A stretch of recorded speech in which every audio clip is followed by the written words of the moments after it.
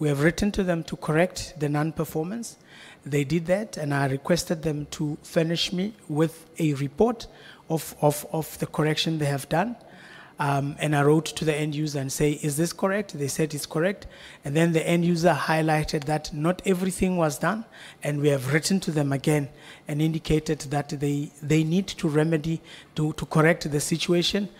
In which case they made a written submission, and I provided that written submission to the end user. And subsequent to that, prior to the end user responding to us, I think they responded a month later, but the contract had already been terminated. Okay. So it was terminated before they corrected? It was terminated before they could correct, yes. They could correct? Yes. Okay. So when you say you wrote to them to correct that poor performance, it means you detected it as well, that indeed there's poor performance here. Hence you wrote to them ultimately? Yes, we did. The end user picked it up, and in the framework, only places that responsibility on me to deal with issues of non-performance with suppliers. Okay.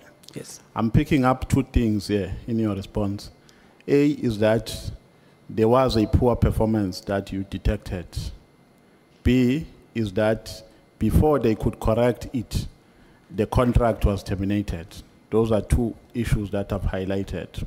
Correct. Now, you are saying here, I don't know to which honorable member you are responding, but you are saying, confidently so, that there was value for money, even though the contractor or the service provider was irregularly appointed, but there was value for money in your assertion.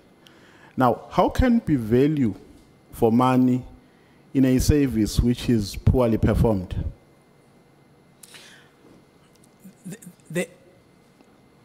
The definition of value for money is what guides us. What I'm indicating with regards to value for money is that the service that was provided was evaluated by the end user, and the end user paid for what the service that they have received. What they have not delivered as a service, we have not paid for. No. Remember, you have said here, the contract was terminated before they could correct poor performance. Remember, that's what you said. Correct. So they can't coexist. You can't have poor performance and value for money in the same context. I mean, in the same, on the same bread. It's impossible. I agree with you with what you are saying in terms of common law and in terms of the PFMA, that there can be value for money even though there is irregular appointment. That's what the law says.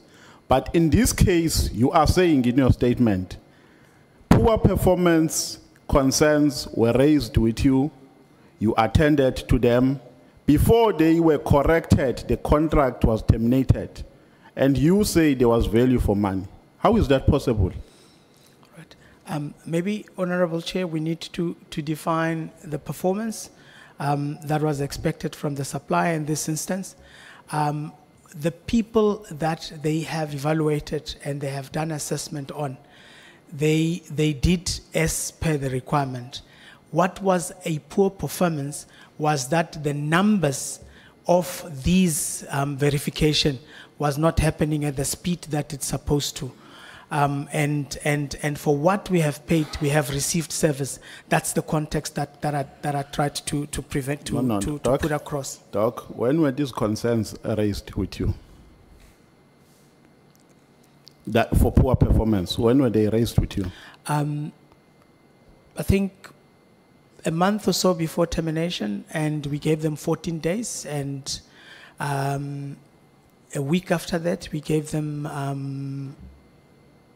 a feedback on outstanding work, and they responded, but before we could write to them with regards to the feedback they had given us, the contract was terminated. So they were raised before the contract was terminated? That's right. And they continued to work even after they were raised? After they were terminated? I mean, no. After the concerns for poor performance were raised, they continued to work for a month, right? Because you are saying Yes. they were raised a month before, Yes. so they continued to work. They continued to work. Did you pay them for the month? Are you owing them any money for the work they did? I don't know whether there are invoices that are still withheld by finance. That process is independently run But by why finance. do you say there was value for money? Why do you say there was value for money? Because you don't know if for the work that they did after a concern was raised about their performance, they were paid. You don't know. And if they were paid after that concern was raised, it means there was no value for money because their performance was poor. And you say voluntarily, unprovoked, that the contract was terminated before they could correct their poor performance. That's correct. The contract was terminated before they could correct their performance. They had made a written submission to us on how they are going to improve on performance. But that undertaking we could not respond to them in terms of their undertaking because the contract was terminated. I could not vouch here that what they had said they would do, if they were given an opportunity, they would have done. But what I know at the time of termination of contract, they had made a written submission on how they are going to turn around. But you cannot vouch that indeed they did what they said they would do. I can vouch that. No, but you are saying you cannot vouch. Now you say you can vouch. No. So which one should we take? I'm responding to what you are saying, Honorable Chair, that I can vouch that the numbers that they were supposed to push, they did not push. So they underperformed. They underperformed. Then there was no value for money. There was no value for money if they underperformed. No, let's go to another question, Okay. because here we're not making any progress because you are just being dismissive and evasive. You are defensive for something I do not know. No, Do you know Mr. Bejani Chauke? Bejani Chauke. Yes. I know Bejani Chauke. How do you know him? Okay, before we go there, are you a member of the ANC?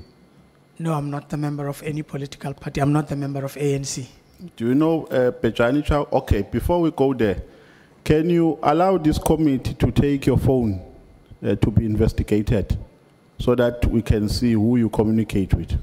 They can take the phone anytime. Do you know Bejani Chauke? I know Bejani Chauke. How do you know him? He ran for office in the ANC. As the police, I have followed that process. You are saying that before you became the divisional commissioner of supply chain in SAPS, you were in the National Treasury. Correct. Why did you leave the National Treasury for SAPS? I got promoted. The position in SAPS was a promotion. Was a promotion. Yes. Did Bejani Chauke not play any role in your transfer from the National Treasury to being the divisional commissioner of SCM? I have no knowledge of that. No. All I know is the position was advertised, I met the requirements, and I applied for the job. So what is your relationship with Bejani Chauke? No relationship. Are you calling each other? I have Bejani's numbers. We're not calling each other. How did you get it? How did I get Bejani's Chauke? We have a mutual relationship with Bejani Chauke. Can you explain that mutual relationship? The mutual relationship with Bejani Chauke is, how did we get to meet with Bejani Chauke? I need to remember now.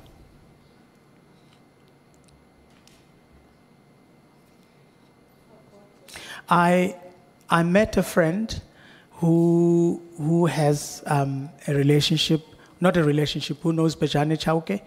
I went for a meeting with this individual, and Bejani Chauke joined in that meeting. That was, I got to know about Bejane Chauke while I'm in SAPS, not prior to that. So that was the last time you met? That was the last time we met. You don't call each other, you don't text each other? He texted me, but I did not respond to the text. Can you share the content of I mean, verbally? If it's here. Yes, can you share it? What was he saying to you? At some point, he texted me and said, can we have coffee? And I did not respond to that text.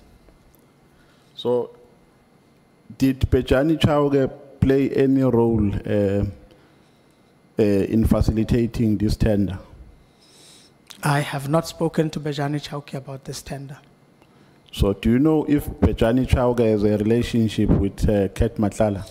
I have no knowledge of that. Okay. Do you agree with me when I say you are the biggest role player in the SCM value chain of SAPS? Correct. Because you appoint bid evaluation committee members, you sit in the bid adjudication, you sign after a decision has been taken. Now, the preliminary report here makes a finding, and they criticize the appointment of members of the, in fact, not the appointment, but that they had no skill, so they were not competent. And you are the one who made that an appointment of those members. So don't you see this as an indirect attack to you? Let me not say attack, but don't you see it as an adverse finding against you? The appointment of these members, I do have an appointment letter of these members, but it's not in the file.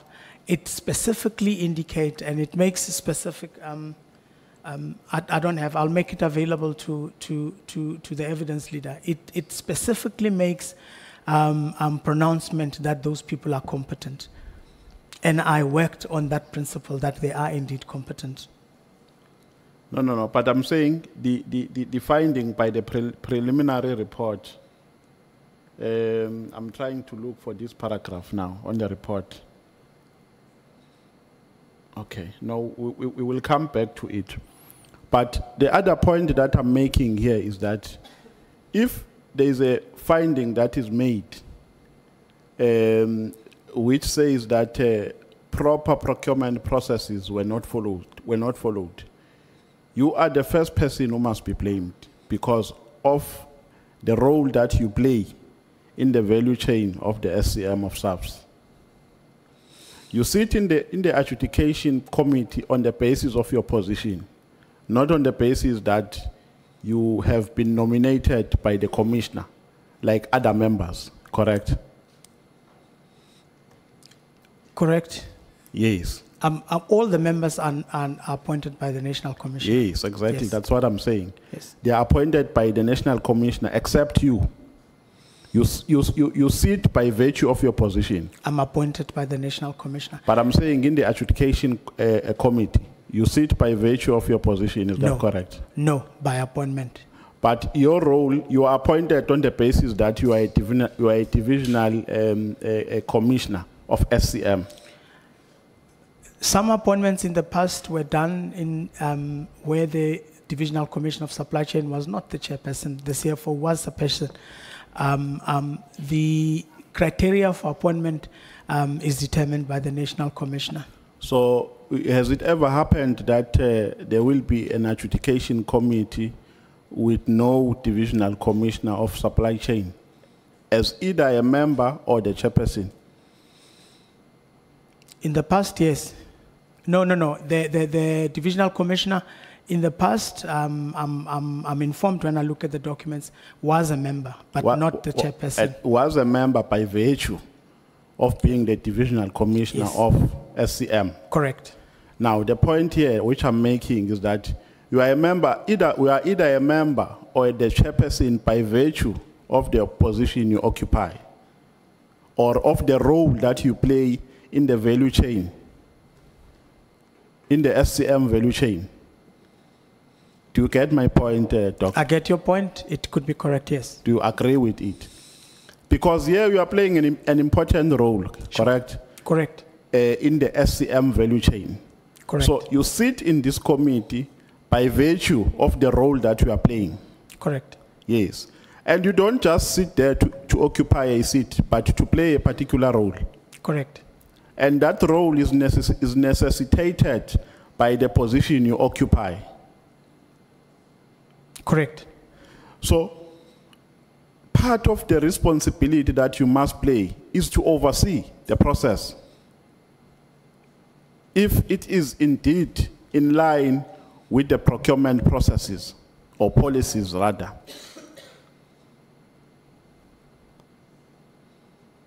Correct. Yeah, then it means you must be blamed here. You are the first one who must be blamed if processes have not been followed. That could not be correct, because I have indicated in this committee that the documentation that was provided to me provided me with sufficient information together with the members of the BAC to make an informed decision with regards to what was presented to me. As for irregularities that happened, which are not apparent in the report, those were not explicit for us to know. And for that, we need to find a clear forensic investigation of what happened in that space so that we can be in the position to determine what actually happened in that evaluation space. Now, do you agree with me, Doc, if I say signing something, any document, even if it's not an appointment letter, without satisfying yourself with the content of that document is negligence? You are being negligent. If you just take something and sign, that's negligent. Do you agree with me? You are omitting a responsibility of satisfying yourself with the content that is contained in that document. I have indicated, Honorable Chair, that I was satisfied with the report that was tabled and the information that was contained in that report. Whether there were other irregularities I have indicated outside the process, outside the report, I could not vouch for that. But based on what was presented to us, I have attached my signature together with the rest of the members of the Bid Adjudication Committee. On page 18, there is some confusion that I need you to clarify. On page 18, you are saying 22 bids were received for evaluation and adjudication as service providers to render health risk management services to SAPS. And then on page 22, you are saying the adjudication process evaluated and only 12 bidders remained. So can you give clarity, or what do you mean by these two statements? Is there no contradiction? Page 12, we just taking account of what was received. We received 22. So when you say received, you mean people who applied in total for the tender? People who submitted the bids, yes. They were who responded to an advert? 22 in total. Who were received by the bid evaluation committee? Subsequently, these were received by the bid evaluation committee. So it means we're supposed to remove adjudication there. That's what creates a confusion, because you are saying on page 18. Correct. Yeah, we are saying on page 18. Correct. 22 bids were received for evaluation and adjudication. So you have made an error there, correct? Correct. So that word must be removed. Yes. So you understand where my confusion comes from? Correct. Okay. Correct. Well spotted. Thank you, Honorable Chair. Okay. Now, these 22 bidders responded to an advert, correct? Correct. And then the evaluation selected how many bidders? How many remained? 12, correct? 12, according to the report, yes. So the adjudication committee dealt with 12 bidders. In the next round of evaluation, yes. In the next round of evaluation? Yeah. The mandatory requirements, checking of the mandatory requirements is part of evaluation process. So they dealt with 12 bidders, correct? They received 12. I mean, they received 20. I mean, they received 12 from the bid evaluation, and then they dealt with 12. And they, after dealing with that 12, then their adjudication came out with one company, which was ultimately appointed. Correct. And then you signed. On behalf of BSC, yes, I did. Now, when you sign, before you sign the appointment letter, or not the appointment letter, right? Because the appointment letter is signed by the National Commissioner. No. You signed the report. What is it that you signed? It's the bid evaluation, the bid adjudication committee made a decision on the appointment of the supplier. Yes. And we all as bid adjudication committee signed what was in there, what was adjudicated. And by virtue of that approval, in the delegation of authority document, I am delegated to then sign the appointment letter of that supplier. Yes. Based on the outcome of the bid adjudication committee process. Okay. Then before you sign, what is it that you consider? What verification do you undertake? The verification has already been done in the evaluation stage.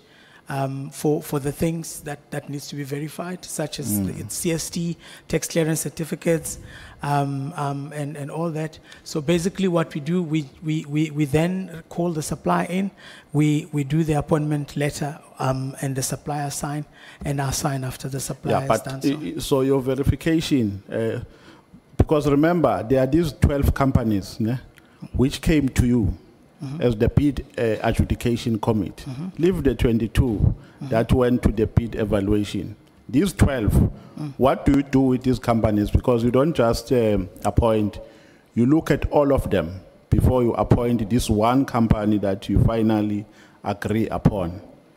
Correct. So what considerations do you make when you evaluate the other companies for you to arrive to a determination that this is the correct company? What considerations do you make? The report indicates to us the reason for advancing the suppliers. It will indicate that they all met the mandatory requirements, and those that did not make it gives us the reasons why they have not made it. I have indicated, Honorable Chair, that the process of verification, that the claim that the other suppliers have actually made it to the through the evaluation process. We've got the quality assurance in the process to do that for us. And we rely on those quality assurance to do that. And the reason for that is because of the amount of work that has to go into that verification needs to be done. For me as the bid adjudication committee chairperson or any of members of the bid adjudication committee to go back to the source documents to verify that information could become very cumbersome in the process. Hence, there's a segregation of responsibilities between what the bid evaluation committee needs to do and what the bid adjudication committee needs to do. Okay. Now, the finding that was made by the internal audit team, does it relate to the company that you finally appointed, or it relates to a process that was that you underwent towards the appointment of the company? The findings are relating to suppliers. It appears in the report that it's not only MediHealth 2420 that filtered through unfairly. There are other suppliers that also filtered through unfairly in the process. Yeah, no, but let's leave the other suppliers. Is there any finding that was made in relation to a company that you appointed? Yes. What was that finding? The findings are that they were not supposed to have filtered through, that's one. that they do not have a third-party agreement with the owners of the buildings that they are operating in. And then there's also issue that they were fronting at the time when after the adjudication. During adjudication, Mr. Matlala was the sole owner of the contract. Yeah, let's talk about findings which were prevalent when you appointed them. Yeah, those are the findings. Yeah, but these people were appointed by you, remember, and adverse findings against them are made, and you distance yourself from that. Because I was going to understand if we were talking about a process to which you were not involved. To say maybe the PEC failed to do A, B, C, and D, or the bid specification committee failed to do A, B, C, and D. But here, they are talking about a company that you appointed. They are making adverse findings against a company that was appointed by you. And you want to say, and you want to distance yourself from that. What is that really?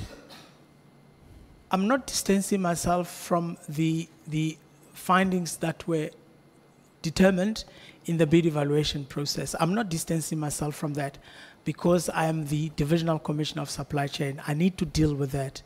What I have indicated in this committee is that what was presented to us and which we deemed sufficient at the time has indicated that the process was okay. Irregularities that could have... The time has expired. Thank you so much, Honorable Nomvar. Honorable Cameron. Thank you, Chair. General, I want to understand in terms of Medicare 24, how did a bidder whose sole director, namely Cat Matlala, has a criminal record for theft and who was already implicated in procurement fraud as far back as Tembisa in May 2023, pass through your bid chair, evaluation and adjudication committees without any red flags being raised? And does SAPS not even conduct basic criminal or background checks on its suppliers? In the procurement process, no, we don't do that. There are instances where there are commodities where we run background checks. And for instance, in the IT environment, we do that. The end user will indicate to us if we have to do that. In this instance, no, they were not done.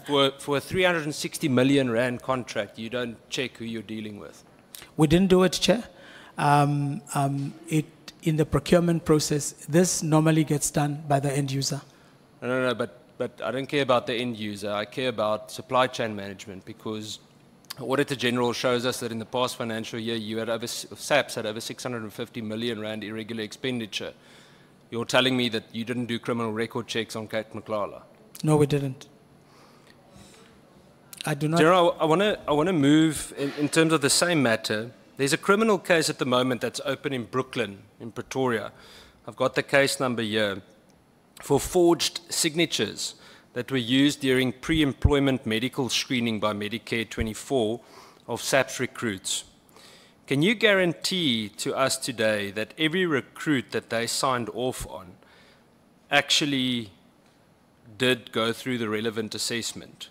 Or were they basically certifying that those assessments were fraudulent? I cannot vouch on that. I do not get involved in the operations. But you said earlier that there was that the services were rendered. Honorable Chair, the end user certified the payment, indicating that they received the service. If there was any service failure, I am not privy to that, particularly what the honorable member is picking up now. But that was never raised with me. It's the first time that I hear about it. That's very interesting, because the National Commissioner knows about it. You're part of the national management. In other words, so if forged medical authorizations were issued, do you understand that you, as the head of supply chain, you are the gateway of forged medical authorizations. Let me explain. Is it not entirely possible that applicants with disqualifying medical conditions, including substance abuse, were then incorrectly passed as fit for duty? Honorable Chair, that process is managed by the end user, and the end user is the one that makes sure that the quality of the evaluation is in line with what they have in their service level agreement and the contract. General, stop dancing. Chair, No. this witness is dancing around. No. I'm not interested in the end user, General. Hear me today. I said this to you 2 weeks ago. Join the dance or the chorus. Yes. I said this to you 2 weeks ago in the Portfolio Committee as well. Take responsibility for your division. You are the gateway for corruption at the moment, whether it's willingly or not. This isn't an oversight. It's 360 million rand. Do you know how many detectives we could have empowered with that money? How many dogs we could have bought for K9 unit? Your irregular expenditure increased with 140% in 1 year. The way you've been describing your division today, SAP sounds like heaven.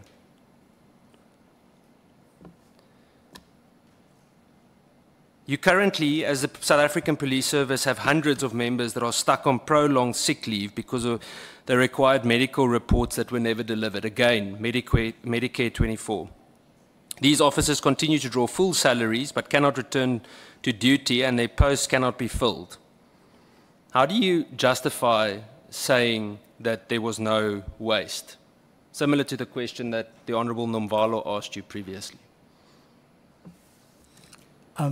Honorable Chair, as I've indicated, the end user only pays for the services that were rendered.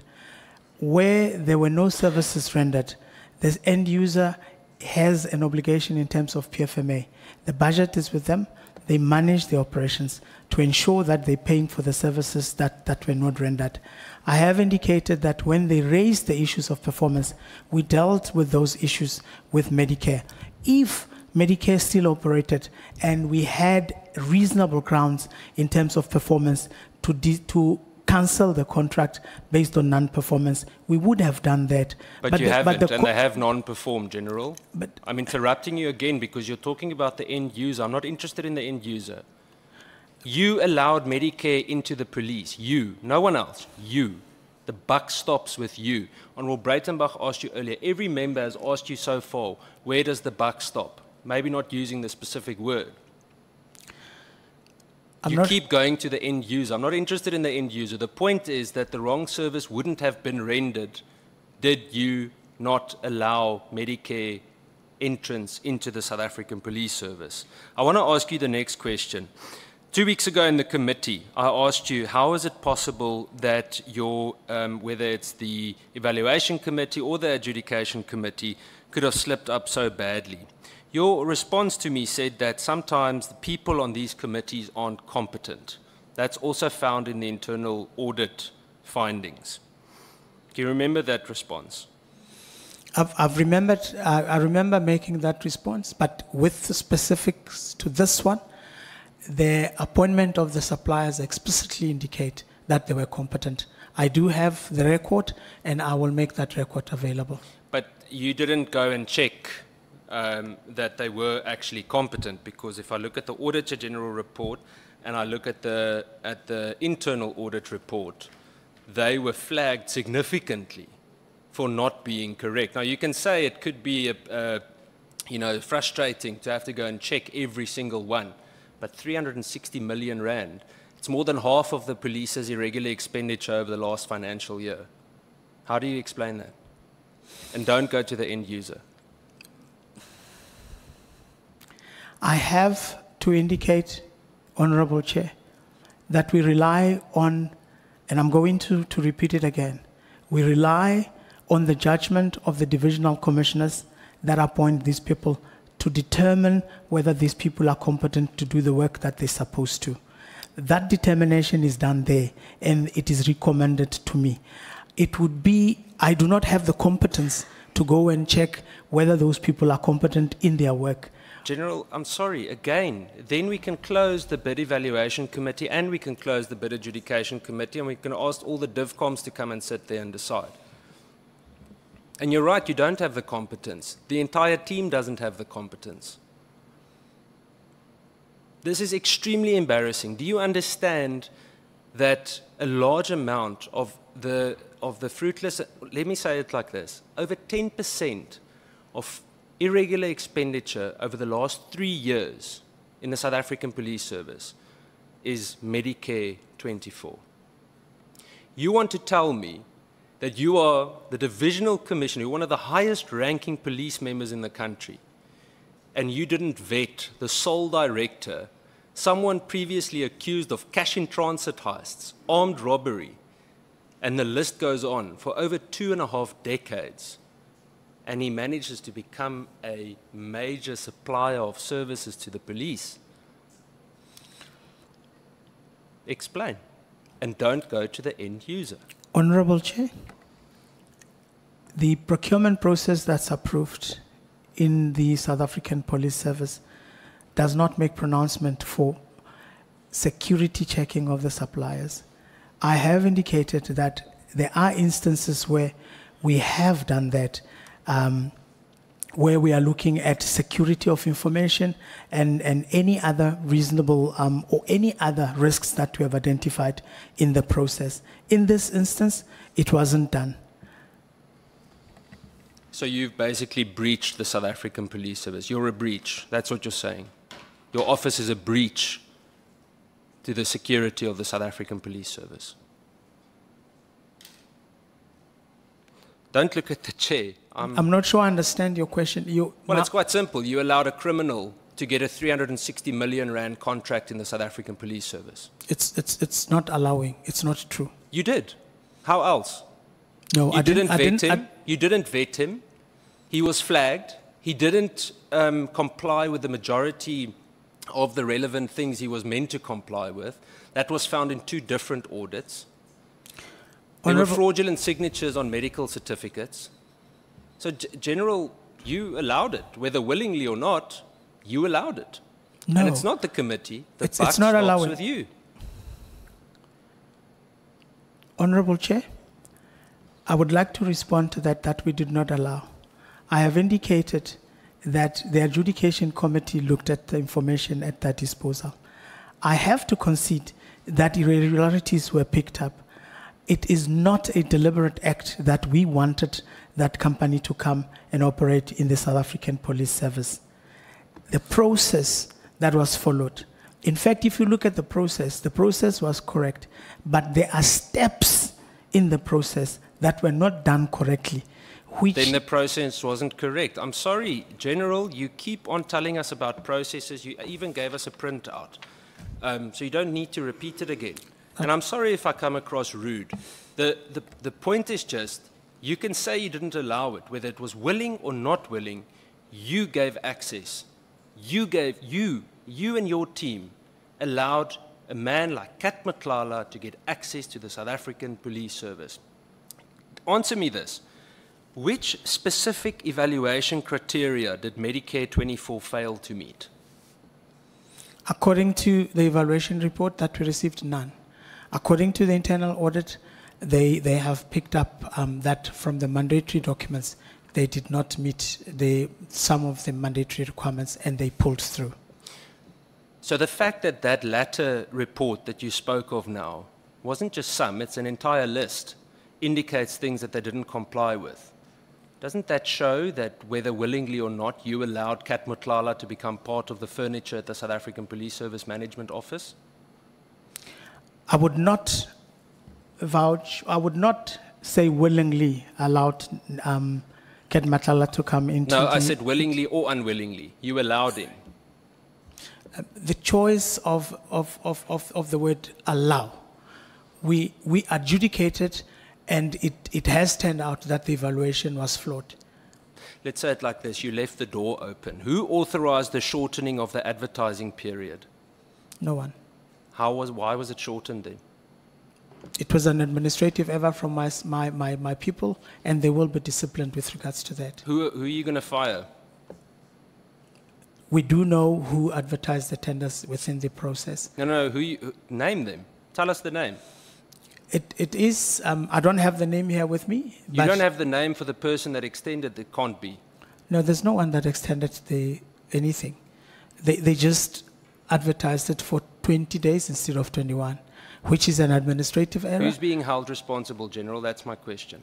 I've indicated, Honorable Chair, that National Commissioner has indicated that we should put everything in abeyance until the forensic audit report is completed.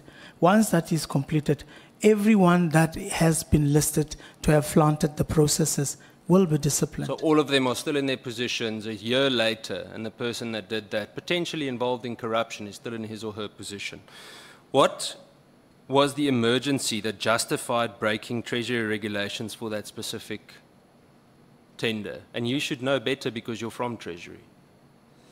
There wasn't any emergency. I have indicated that it was an error. No one authorized for shortening of the tender process from 21 days to 20 days. And what disciplinary steps have been taken against anyone regarding this entire process? I've indicated, Honorable Chair. Don't go back to the forensic investigation, General. You keep doing that. It is what it is, Honorable Member. No, but it's not. I mean, even News 24 were able to complete something in less than a month, and it was accurate. It's your department. Everything does not need a forensic investigation. It's like the new buzzword. If something goes wrong, hey, we need to forensically investigate. 3 years later, we've forgotten about it and no one's fired.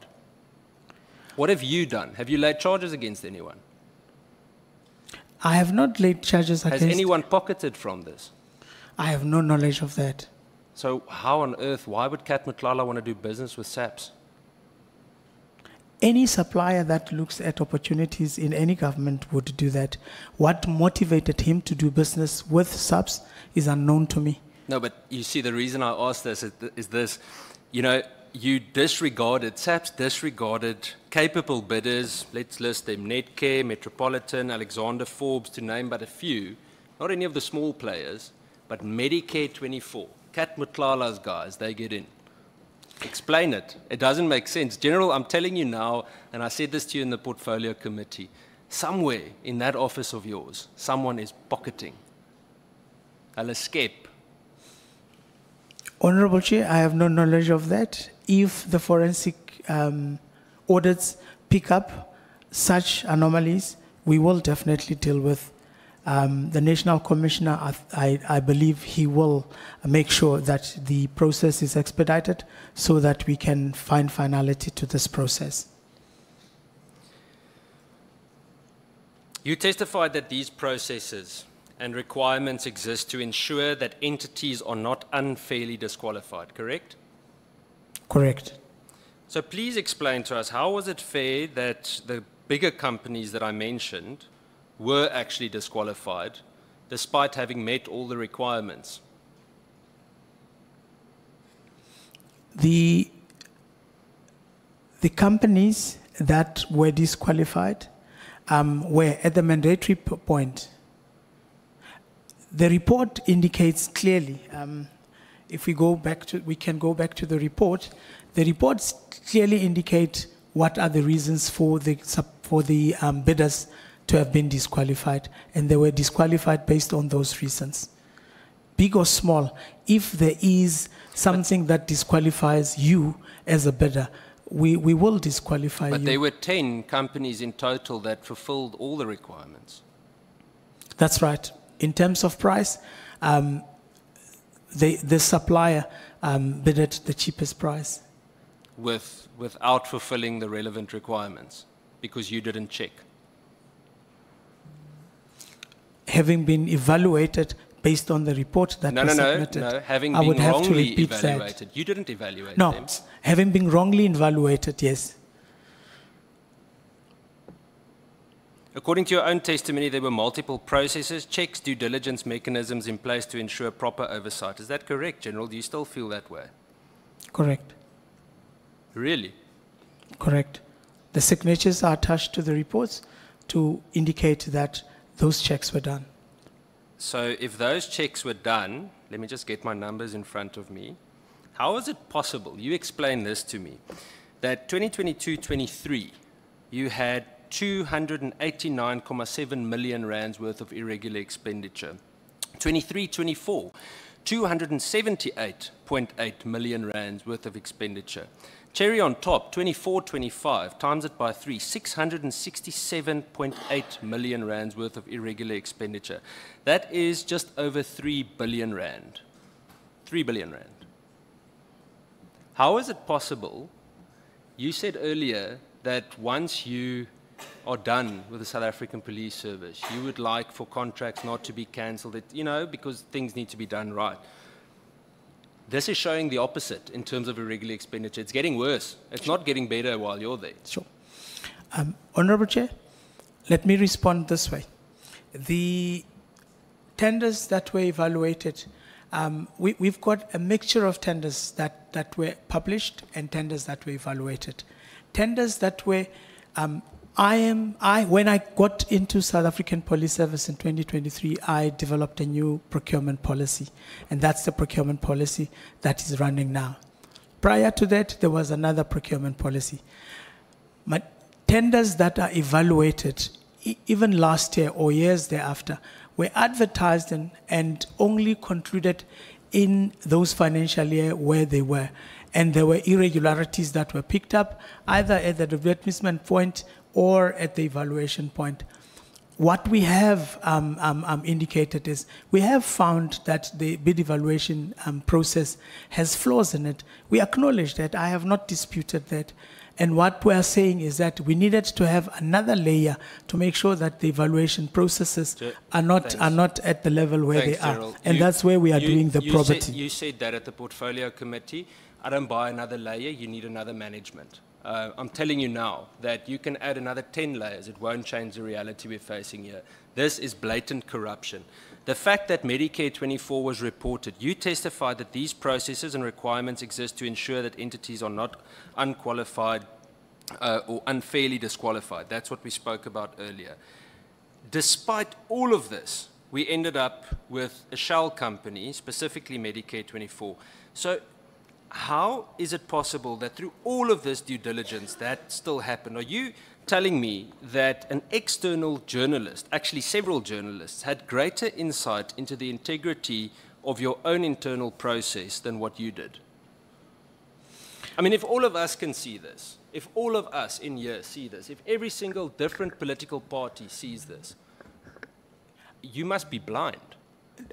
Majority of the things that have been indicated on the process were indicated in the media after the internal audit process had taken place. You're missing the point. I'm not interested. That's back to the end user, General. No, I hear what you're saying. Honorable Chair, in terms of the audit findings that, may I...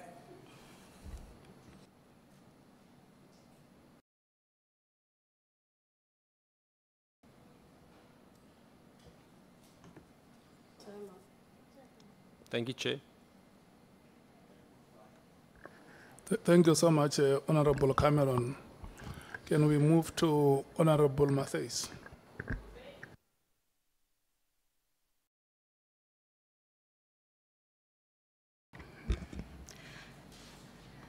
I might be covered. Thank you, Chair.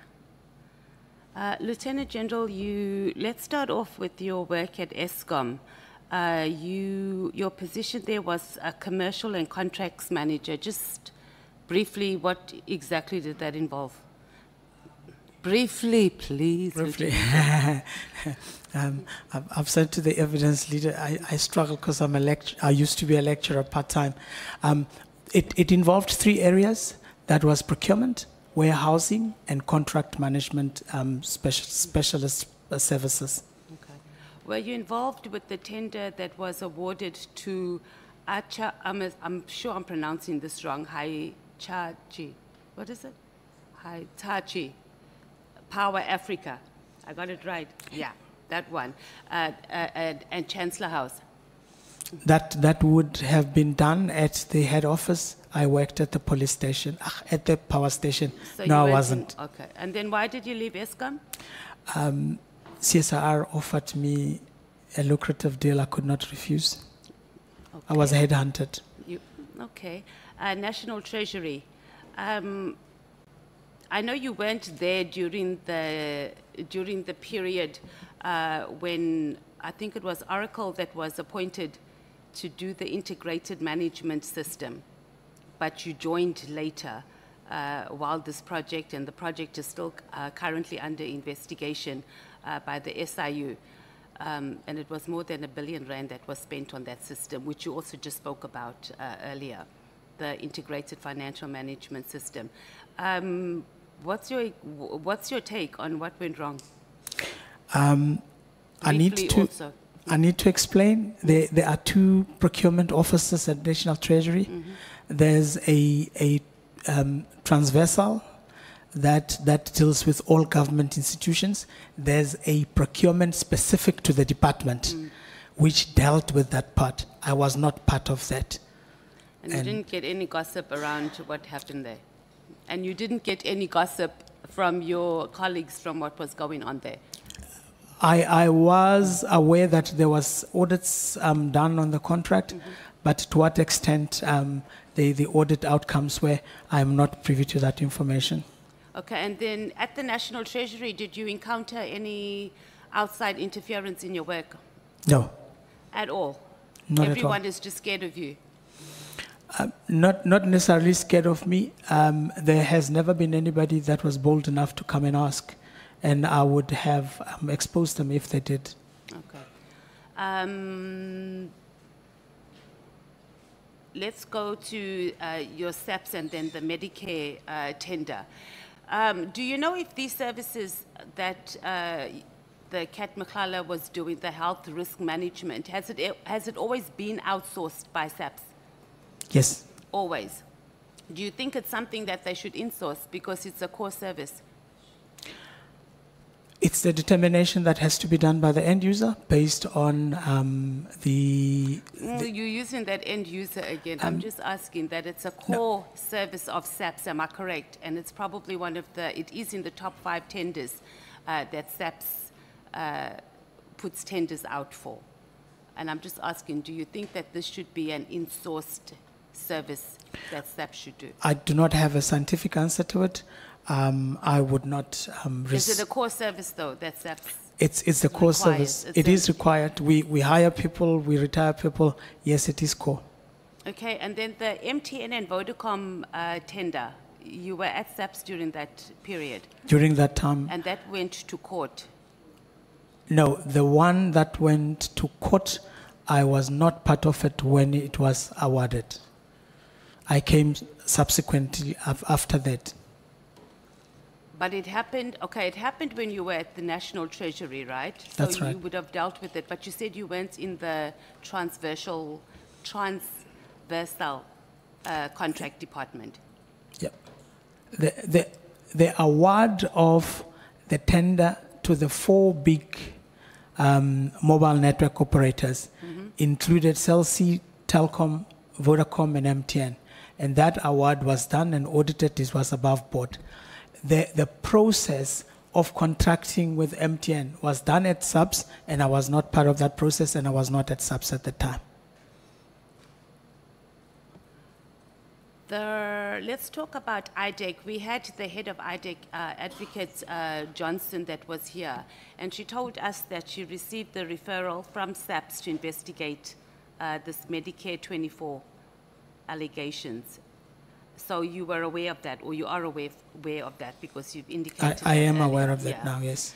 So if the preliminary report, which you are familiar with, it was dated in January 2025, am I correct? Mm-hmm. And the complainant was referred to IDEC in February 2025. And then the final report is dated April 2025. Are we together on the dates? Yes, we So are. can we conclude that the complaint to IDEC was based on the preliminary report?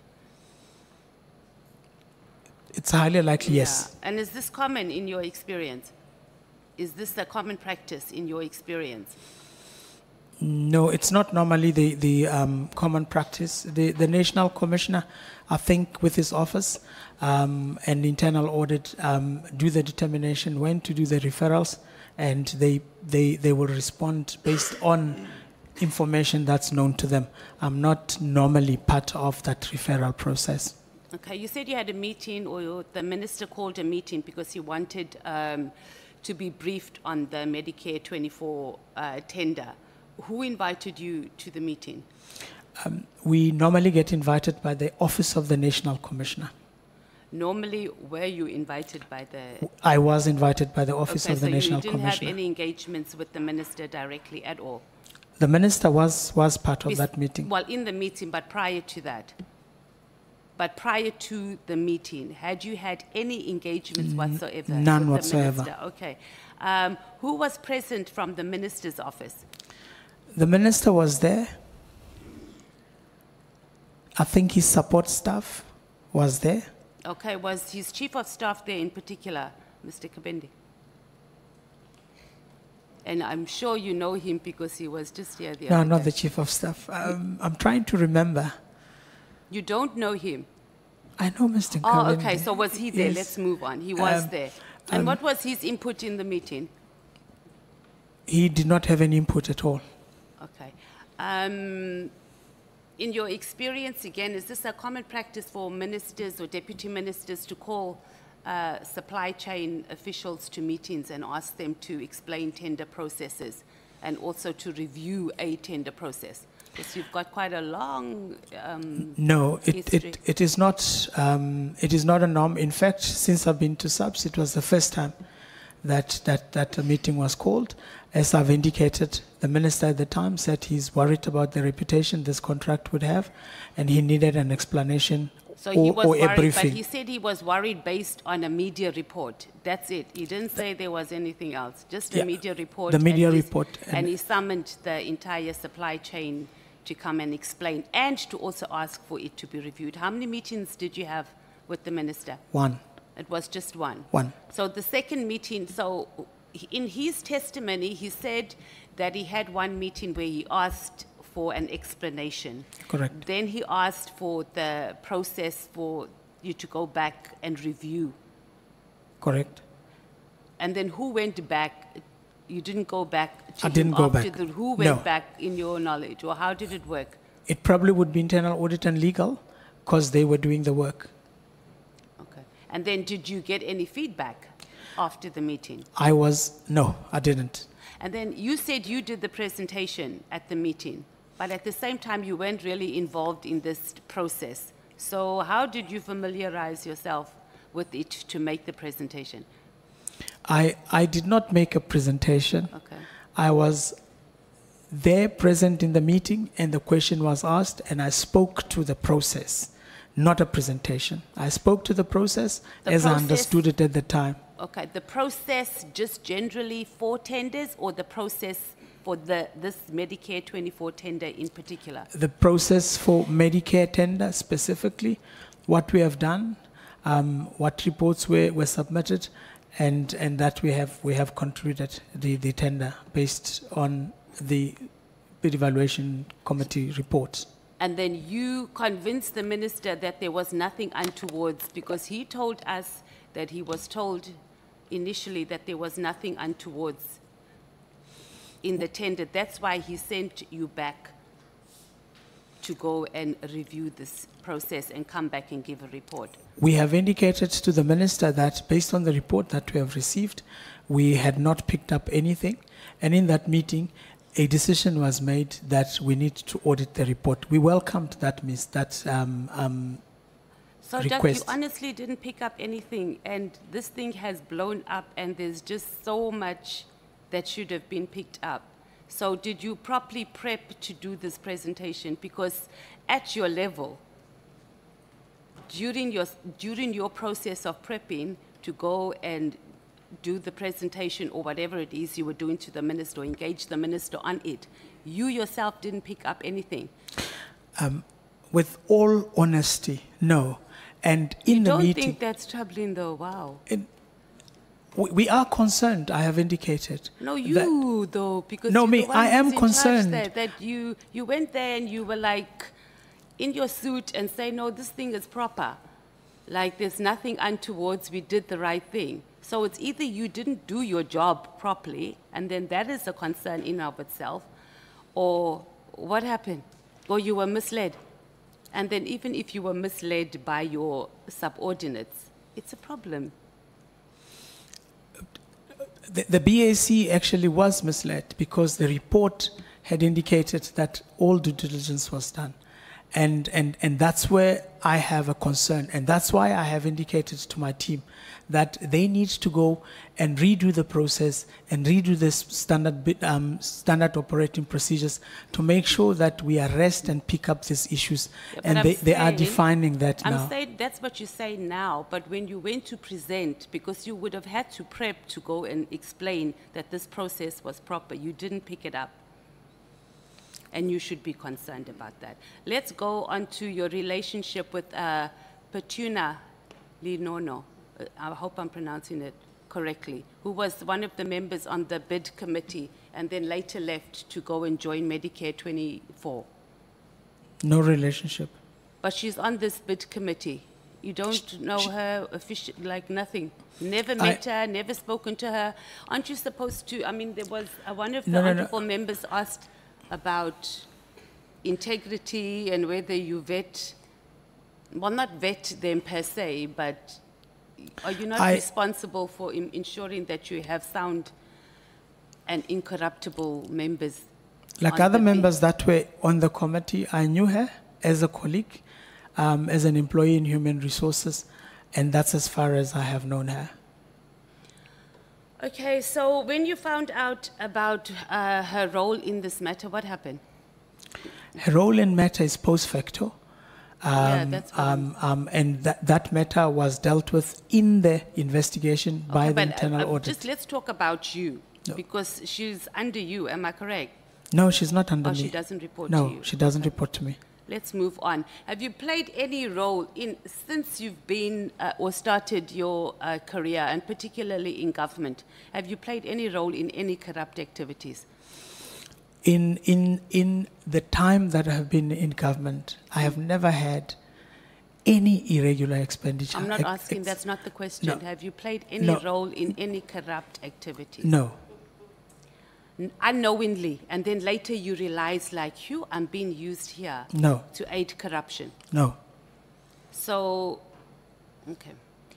Have you been vetted since joining SAPS? Yes. When was this? I'm awaiting. I need to do polygraph.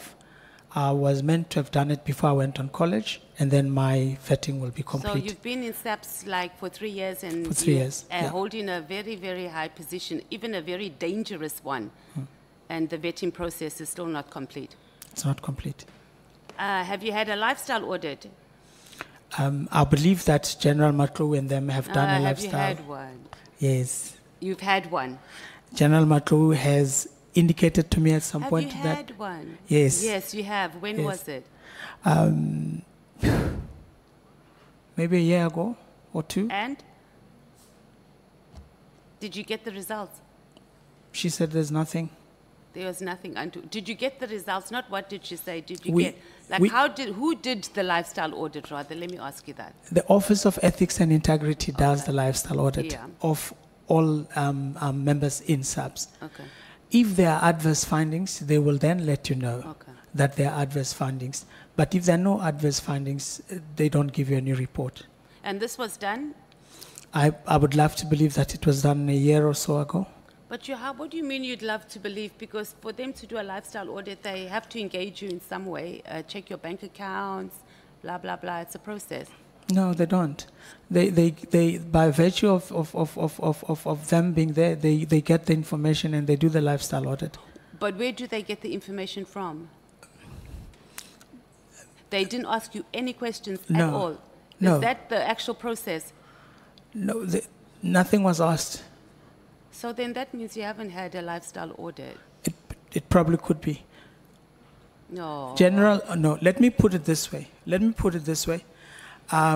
I've had a discussion with General Matlo with regards to performance of lifestyle audits. And General Matlo has indicated that lifestyle audit and subs have been done. And she has indicated that for those members where they have picked up an anomaly, they have engaged those. Hence, I am saying... Were you included in that, do you know? Because she could have been talking about other people and not necessarily you. I would love to... Because the National Commissioner said they haven't concluded lifestyle audits yet alone. They haven't concluded vetting yet alone lifestyle audits. Yes, sir. So I'm very shocked to hear that. But okay, let's move on there. Cool. So you were appointed to SAPS in 2022. The last 2 financial years, we've had a total of almost 1 billion in irregularities on procurement of goods and services. You know that, right? In 2023 and 2024 financial year, it was just over 289 million. And then, whooped, it went up to 649 million in the 2024-25 financial year. So I know you've said that you've never had a tender cancelled before, and this Medicare one was the first time. But procurement irregularities, how do you rate yourself in this regard? It's scary. For the average South African there at home. The irregularities the irregular expenditure that is on that irregular expenditure framework are mainly as a result of this Medicare and R360 Okay, but it's a lot, don't you? It's a lot. May I just qualify something? The R360 is not a tender that was done by us as subs. It is a tender that was done by National Treasury, and that tender is not irregular. What subs did was subs did not utilize the tender after they had indicated that they will participate. So all the expenditure that happened outside that contract were declared irregular, but the contract itself is not irregular. Are you listening to yourself, though, General? I am. Yeah. And the whole nation is listening to you. Correct.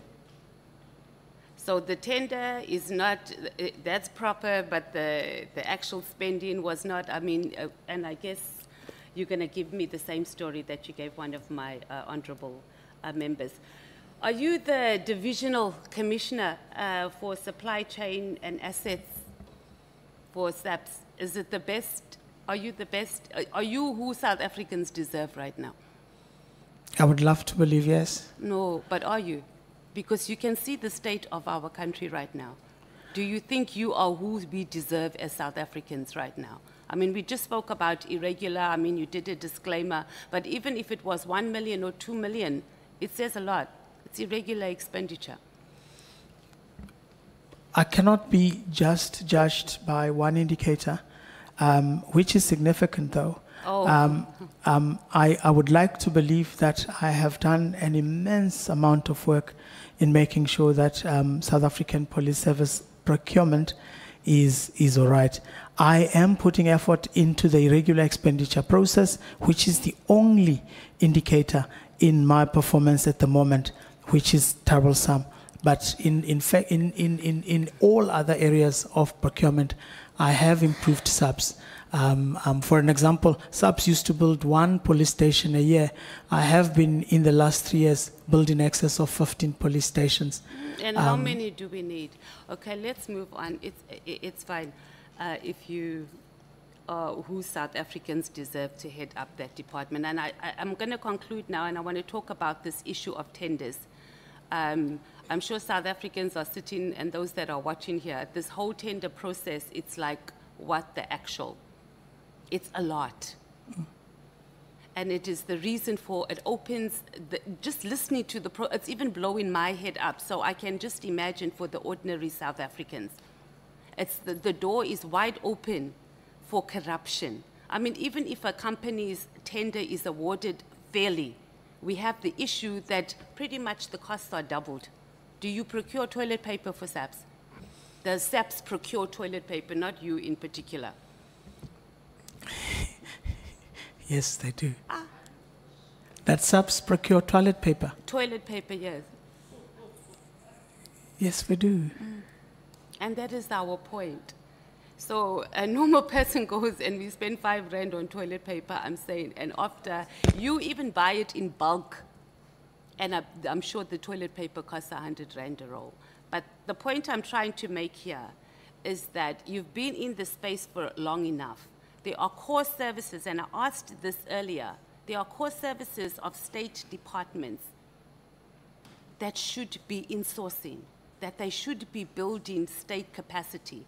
Because outside of the corruption that it causes, we even have a problem that children die in pit toilets, and this is not under your watch, but I'm saying just generally as a country, because we cannot even do a basic thing like doing a proper toilet for kids. They are dying in pit toilets. People are dying in hospitals just because of a tender system.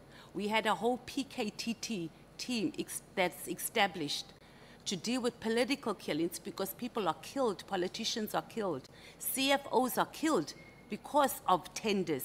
So they're either killing to get a tender or they're killing because they don't want the corruption in their tenders that are done. So what would you say? Okay, Chair, I'm done because this is more of just a political speech. I want you to stop speaking.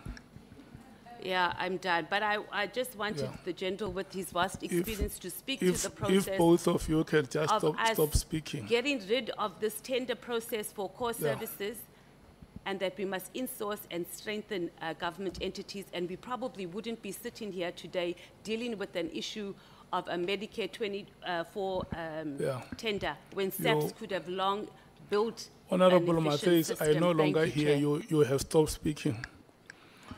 Can we move to Honorable James? Thank you, Chair. I'm still laughing at the reason for all the toilet paper in SAPS. We know why. I'll reserve my thoughts. General Fani, earlier on you said poor performance but value for money. Do you still believe that? Poor performance, but value for money. You are justifying poor performance. And I was thinking about this. It's like saying, I have a cheating husband, but he's providing. Does that make it right? It's not right. Chair, maybe for what I should have said, which based on the discussion with honorable members, I should have indicated that we paid for the services, so money did not disappear. But in terms of value for money, we have done the determination. It's not me that said there was no value for money. It is the person that did the determination, and that report is available in the for committee members to interrogate it. But indeed, poor performance we have experienced. Okay. Before I get into my question, it's just something that I picked up now. The minister only ever called you in for the Medicare 24 contract, nothing else. Nothing else. And because that had surfaced in the media. No other contracts. Nothing whatsoever. So before this contract, there was nothing else in the media that popped up? Nothing else. That would have grabbed his attention or grabbed your attention that would sort of have an urgent meeting? I have never been called by the minister or his office pertaining to issues of procurement. So even though in March 2025, and I just came across this now, there's a headline, accused appear in court for over 88 million tender fraud in SAPS. That was also an article. Are you aware of that article? I'm aware of that article. You're aware, but the minister didn't worry about that. Because it appeared in the same platform, public domain. The minister didn't worry about that. He didn't call you in about that. I was never called in. But specifically the Medicare one. Doesn't that make you wonder why? Why did the minister only have interest? If he was worried about SAPS's image, shouldn't he have called you in for that other article as well? What do you think? Common sense. And now? It's reputational damage. It's equally Yes, important. but it's very simple. Yeah. Why were you taking so long to answer now?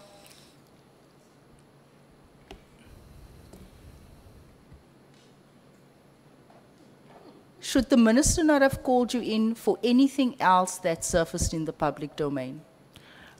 What the practice that he has established to call us when there is anything of possible reputation, yes, he probably should have But he called us for didn't. this one. No, he didn't call us. Okay. General Fani, you have served as the Divisional Commissioner since August 22, right? Correct. Okay.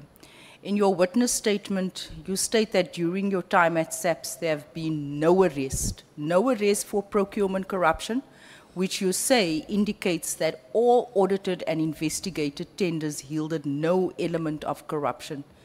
Is this correct? So no arrests during your time? I have indicated there's only one arrest that was done for a procurement matter that was concluded before I was at SAPS. For all the procurement that happened under my watch, there has not been anyone arrested. And this basically means that everything is hunky-dory. Not necessarily. Everything's fine. It's a commitment I've made with my team to make sure that we clear issues and we ensure that we do due diligence. There are challenges that we are experiencing and we need to deal with those challenges. But that commitment I made on day one when I arrived at SAPS, and I'm going to make sure that the people that work in my space do what is required so that we can avert such issues in the future. But it doesn't mean everything is fine. The fact that you No, have it doesn't no mean arrest it- doesn't mean No, no, everything no. is fine. Not at all. Like you indicate and like Not you at all. insinuate in your paragraph. Not at all. Yeah. It doesn't mean everything is fine, no. Yeah. At the end of paragraph 75, you go on to say that you are aware that the audit findings in the audit reports remain a concern and should be eliminated. You also describe these so-called concerns and errors as unnecessary and unwelcomed.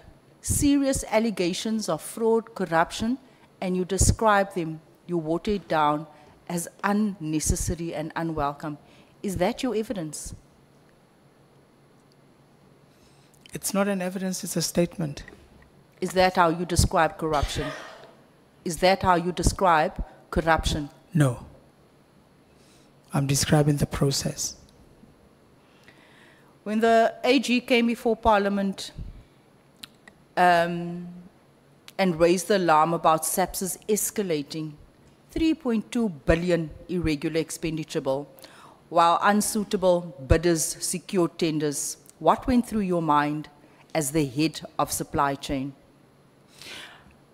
It's a concern that I have, basically to indicate that even irregular expenditure that happened 5 years before I joined the SAPS is the reason why it's accumulating to the value that it is. What we need to be doing is to intensify our efforts to making sure that we have an engagement with National Treasury for condonation of these, so that the tally on irregular expenditure can be kept. But the most important thing is to make sure that we do not have further irregular expenditures in the process. So it's just doubling and tripling, despite what you have inherited. You haven't done anything about your inheritance. You just say, you know what, this was before my time. No, I have. There's been no arrests. With regards to All this irregular expenditure, the 3.2 billion, you said earlier on there's been no arrests. the ones that where the determination tests were done and were concluded in my presence, there has not been any arrests with regards to those. The determination test is not done by my department, is done by independent department, and in those independent departments, they have not detected any element of criminality. Should they have detected elements of criminality, they would have raised the necessary arrests with regards to that. One contract which was concluded and it was irregular, which was concluded before my time, is the one where the people ended up being arrested a couple of weeks back. I want to ask you also about the AG's material findings regarding awarded bids during the 2024-2025 financial year. Are you aware that the AG stated in her report to Parliament that SAPS has not implemented adequate internal controls to prevent irregular expenditure, and that this exposes the department to financial mismanagement and non-compliance. I think you answered this earlier on. I'm aware. You are aware, and what Yes. have you done about it? We have put in processes in place. I think in that committee, we have National Commissioner has indicated. We have processes in place that we're going to do. I had indicated earlier on that we have set in August and we have devised plans to make sure that there's no further irregular expenditure that happens in the process. Is one of those processes having a criminal check? It will, definitely. It will. You Yes. didn't have access to that prior to this. So the AG had to have findings, and only now you're going to utilize the tools that's at your disposal. There was no forward thinking, there was no being proactive prior to the Auditor General's findings. I think we were selective in the application You of were that. selective. And we need to now subject all of them to that criminal check. And South Africans can trust you in this job. They can. So you depend on the Auditor General to tell you that something's going wrong, despite you finding great irregularities and inconsistencies. You wait for the AG to tell you that this is what you need to do. The AG reported on the irregular expenditure. We had already engaged in the process to make sure that we deal with the issues, and we have also engaged on the process to engage National Treasury for the condonation of those processes. And it is a process that we will finalize, and I think my team is working on that. I will follow up when I come back to make sure that all the condonation processes are concluded, and that the processes we are putting in place now are going to bear fruits as we are envisaging that they would. Let's discuss specifics, right? And my throat is a bit sore today. We're actually very lucky. Regarding the tender awarded to, I think it's Fani.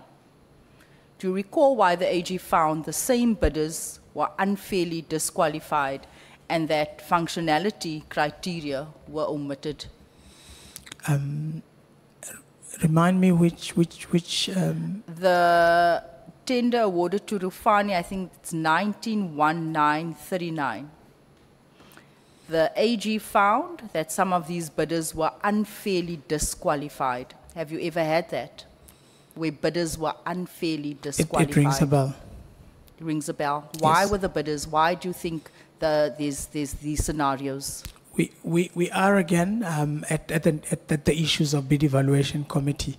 Honorable Chair, I must indicate the bid evaluation committees are bringing us into a position of disrepute, and we have put processes. Under your watch? Yeah? Not necessarily under my watch. Yes, there has been one or two contracts under my watch, but most of them are historic in terms of the irregularity. Honorable Chair, I have inherited, and I will continue to make sure that we iron out the processes and the issues that leads us into irregular expenditure, and we have started the process with that regards.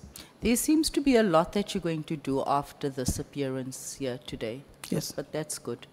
Regarding the horse truck conversion tender, do you recall why the AG found that the winning bidder did not meet the pre-qualification criteria? Is Is this simply another error, or Yeah. you say an Correct. unwelcomed error, correct? unnecessary error? Correct. Sure. You served as the acting chief procurement officer at National Treasury for a year. Is that Yes. correct? Correct. What is the minimum period required for the advertisement of a tender? You said this. earlier. 21 days, 21 legislated days. to be 21 days. Regarding the Medicare 24 tender, right, the AG flagged that the tender awarded to Cat Matlala was not advertised for the required 21 days, and this despite you being in National Treasury for over a year. And the AG said it was not advertised for 21 days. And that evaluation phase was ignored. When was the bid advertised and published on the SAP's website? We do have the chronological issues here. The bid was published on the 31st of January. That's correct. When did it close? And it closed on the 19th. Is that 21 days? It is 20 days. Is that 21 days? It's not 21 days. I'm saying that this was one of the irregularities found by the AG. Correct. The bid should have been advertised for 21 days. It is an administrative error. So you can't say here and make it seem as if though I'm incorrect. 21 days is not 20 days. I have considered that it Yes, is you not had to 21 consider. days. It took you a moment, a few seconds now. Because you almost wanted to make me look like a fool here by saying it, no, it was like almost like thinking what else. 21 days is 21 days. And it closed early. The insinuation that I was trying to make the member to look like a fool, I have considered already that it was not advertised for 21 days, but for 20 days. What was so urgent? What was the emergency? There was none. Why did you have to close a day early? There was none. There was no reason for it to be closed early. What did you do about this? Who was held accountable for this? I have indicated, Honorable Chair, that the National Commissioner has asked us to put everything in abeyance until the forensic investigations are done. I can't take action now, but action will be taken for sure. Why can't you take action now? It has already been identified. This has gone public. It's in the media. It's all over. What are you waiting for to take action? What must happen? Honorable Chair, we have been advised to put everything in abeyance, and I have responded to that.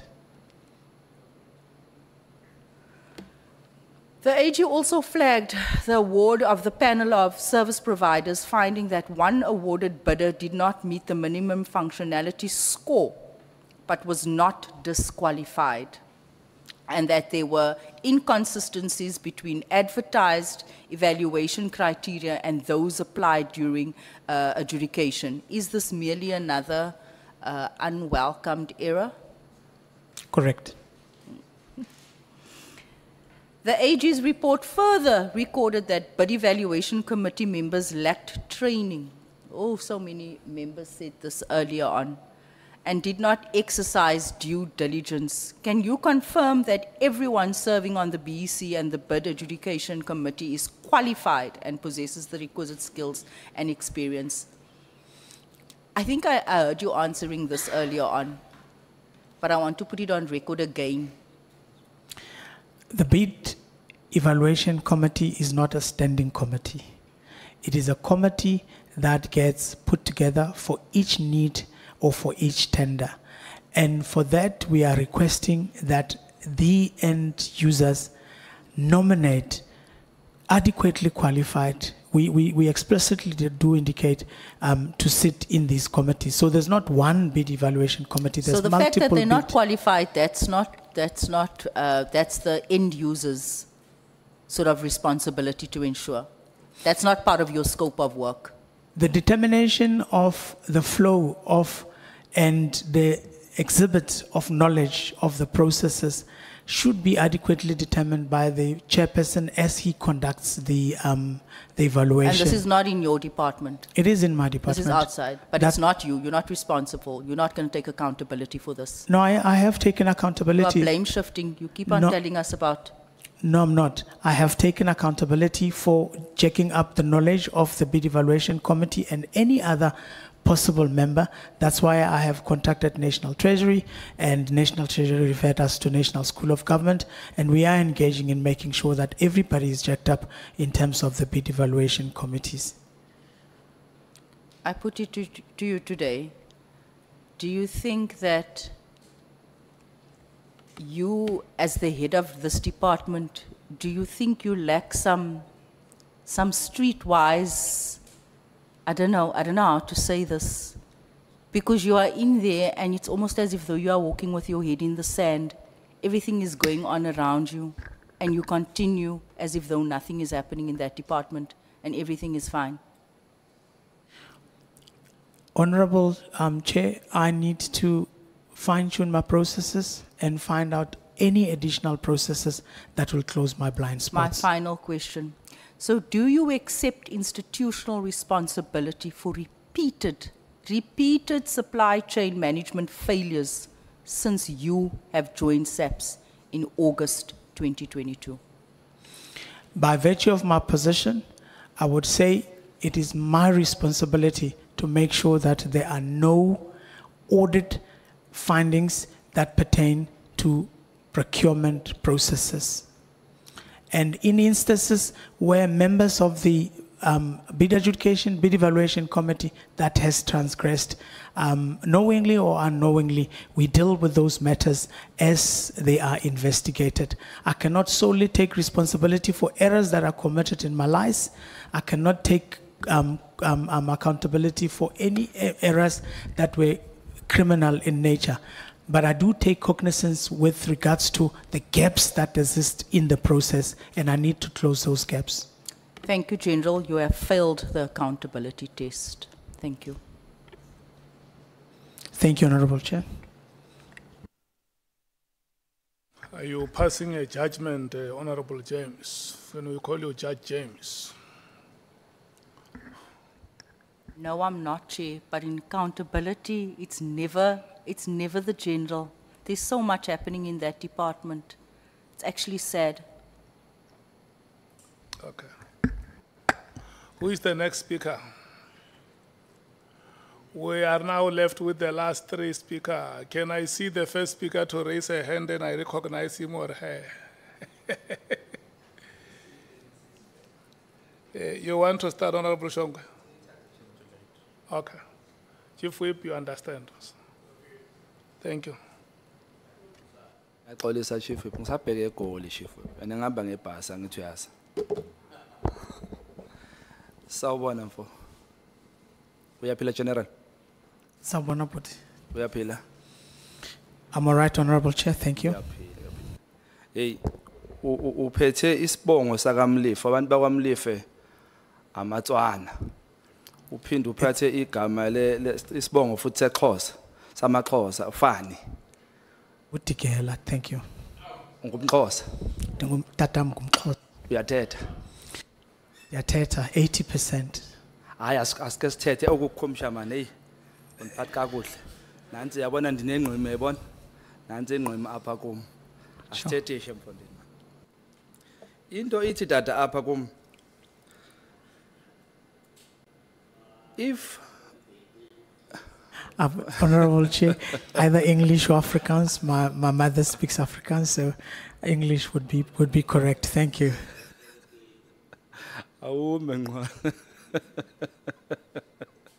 Sorry, I didn't get that. I'm saying either English or Afrikaans. My mom is also Afrikaans, so. Where did you grow up? My mom is Kalata. I was born. I was born and brought up in Sasolburg, in Free State. Afrikaans altijd. Ek praat via goed Afrikaans. So salons praat Afrikaans. If you can. Jare, ayen, kom bly hier. Don't just use Honorable Member aid to blow. It will lose the meaning. Thank you, Honorable No Chair. problem. English, if we Thank can. you. I want to know something. I didn't pick up kahle on the early stages of actually when you started. You said you're a qualified engineer. I didn't pick up anything speaking related to finances and stuff like that. Are you qualified in finances? I have studied finance up to master's level. To master's level? I have done finance in the programs up to master's level, yes. Oh, okay. No, In my BCom, in my MCom program, I also did finance master's program. All right. I think I want you to relax and understand that since we've started in this committee, our aim is to get to the truth so that it assists us. Correct. Not to get somebody to maybe lie to us or omit certain things. Correct. And on that note, Chair, I would like to address you, Chair, if I may be permitted. You normally open, Chair, and say people who speak here are protected by their parliament privileges and stuff like that. You also say anything they say cannot be used against them.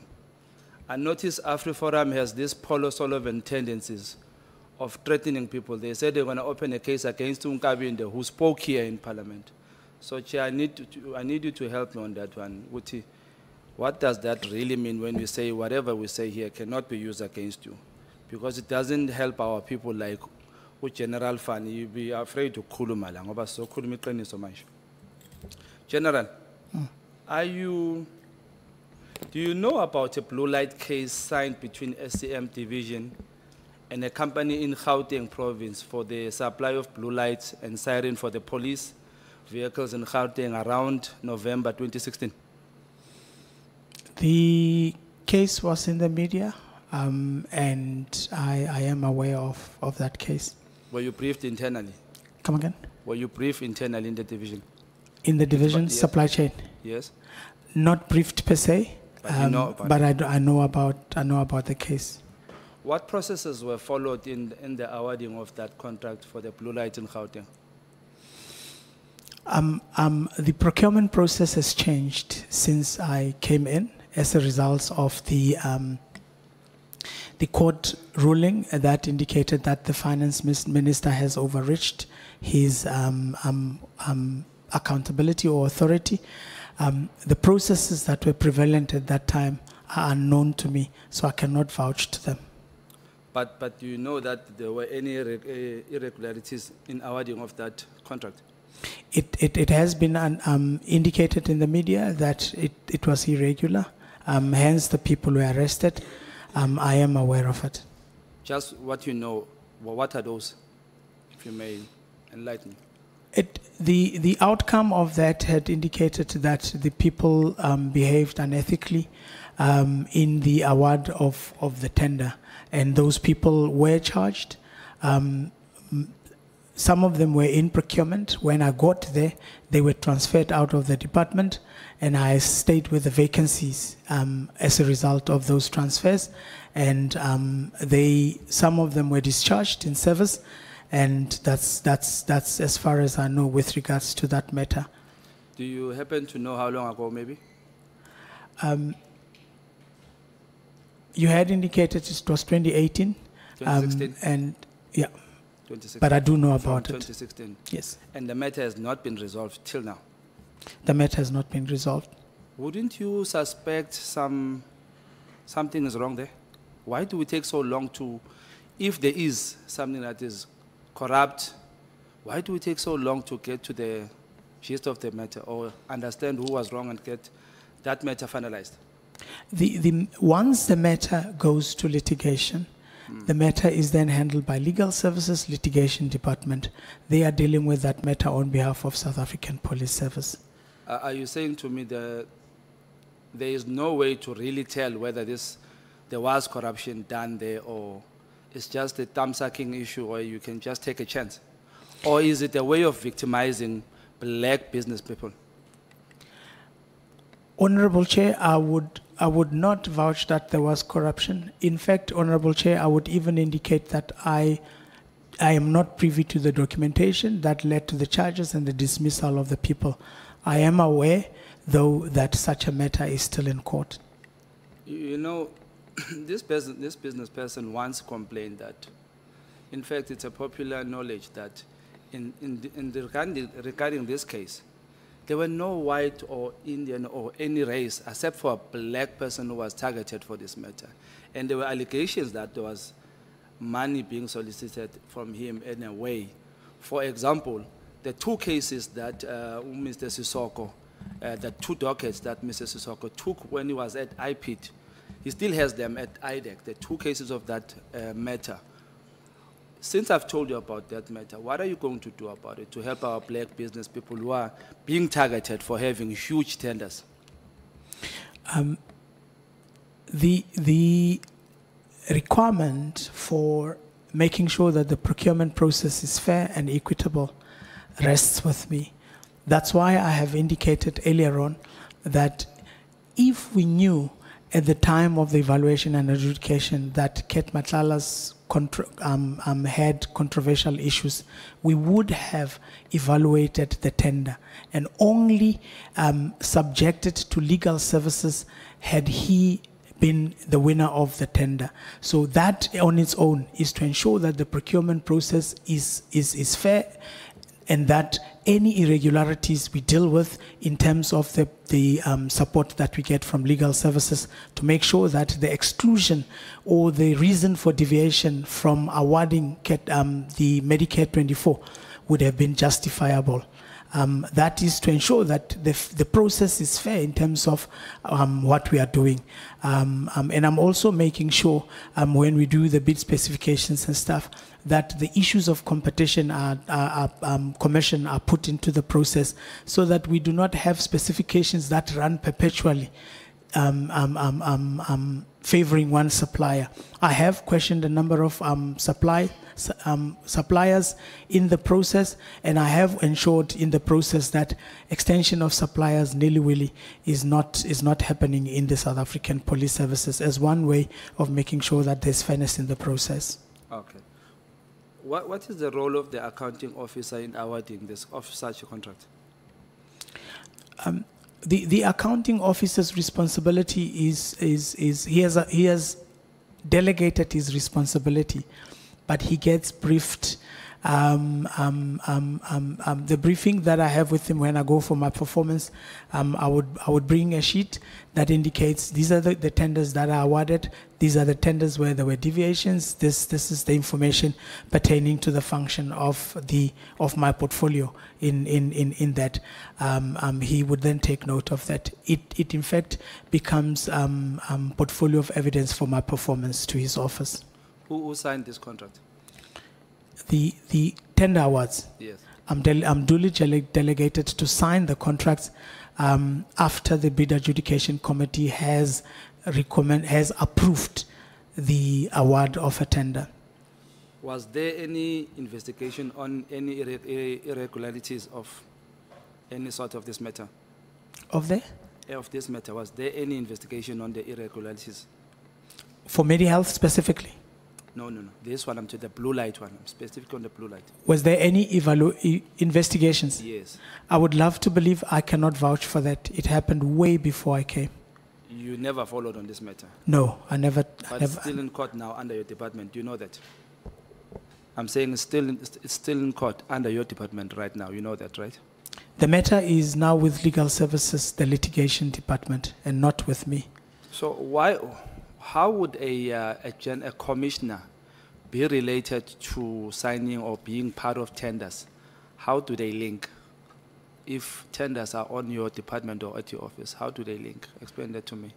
Which commissioner? National commissioner? Yeah, national commissioner. No, he doesn't. In this regard, Patlani, would you link how does it happen? If there is a... I have indicated, Honorable Chair, I'm not privy to the tender process that took place at the time. In general, the current commissioner, if he was said to be involved in awarding tenders or something, where and how would they be linked? Do they have a role to play? The national commissioner, the national commissioner, if he had not delegated the award of the tender, he will get involved in the awarding of the contract, but he would have been advised or have received a report from bid adjudication committee that recommends and give him a report. But if he had delegated the responsibilities to the bid adjudication committee, he would have no role to play. Okay. Unless, if I may, Chair, unless there is any document in the process that suggests otherwise, which I'm not privy to. Okay, I'm interested in this. I wish you knew isiXhosa ke mntakababa, but you said 80%. Please reply to with this isiXhosa so that I can hear you kahle kahle. Are you saying in your tenure as a leadership lab, corruption and such matters of amatenda issues are wrong and stuff like that? That's never happened. Kuhlale kuclean nje kuhle kakhulu. ESAPS? Yes, since uphethe what we call in terms of the framework that is published by National Treasury, the determination test has to be done. And if the determination test pick up issues of corruption, Yeah. we will discipline. In fact, we open a case if such has happened. The determination tests that are there suggested that we need to discipline people for irregularities, and those processes are underway at the moment. So in this tender, yabo Cat Matlala, were you involved? I was in the bid adjudication committee. Umhlanganisele or hambe yonke into straight? And Maz Nokmaz, If bomhla bekubonakale something where ukuthi uhlanganisele or something, bozo you pick up at what stage? Or have you picked up such? no, I have not picked up such. It is expected of any police officer when they pick up issues of criminality, they must report and they must open a case. I have not picked up any. Hence, I have not opened any case. So are you saying that right now at this stage, Cat Matlala got that tender fairly? I cannot vouch on that.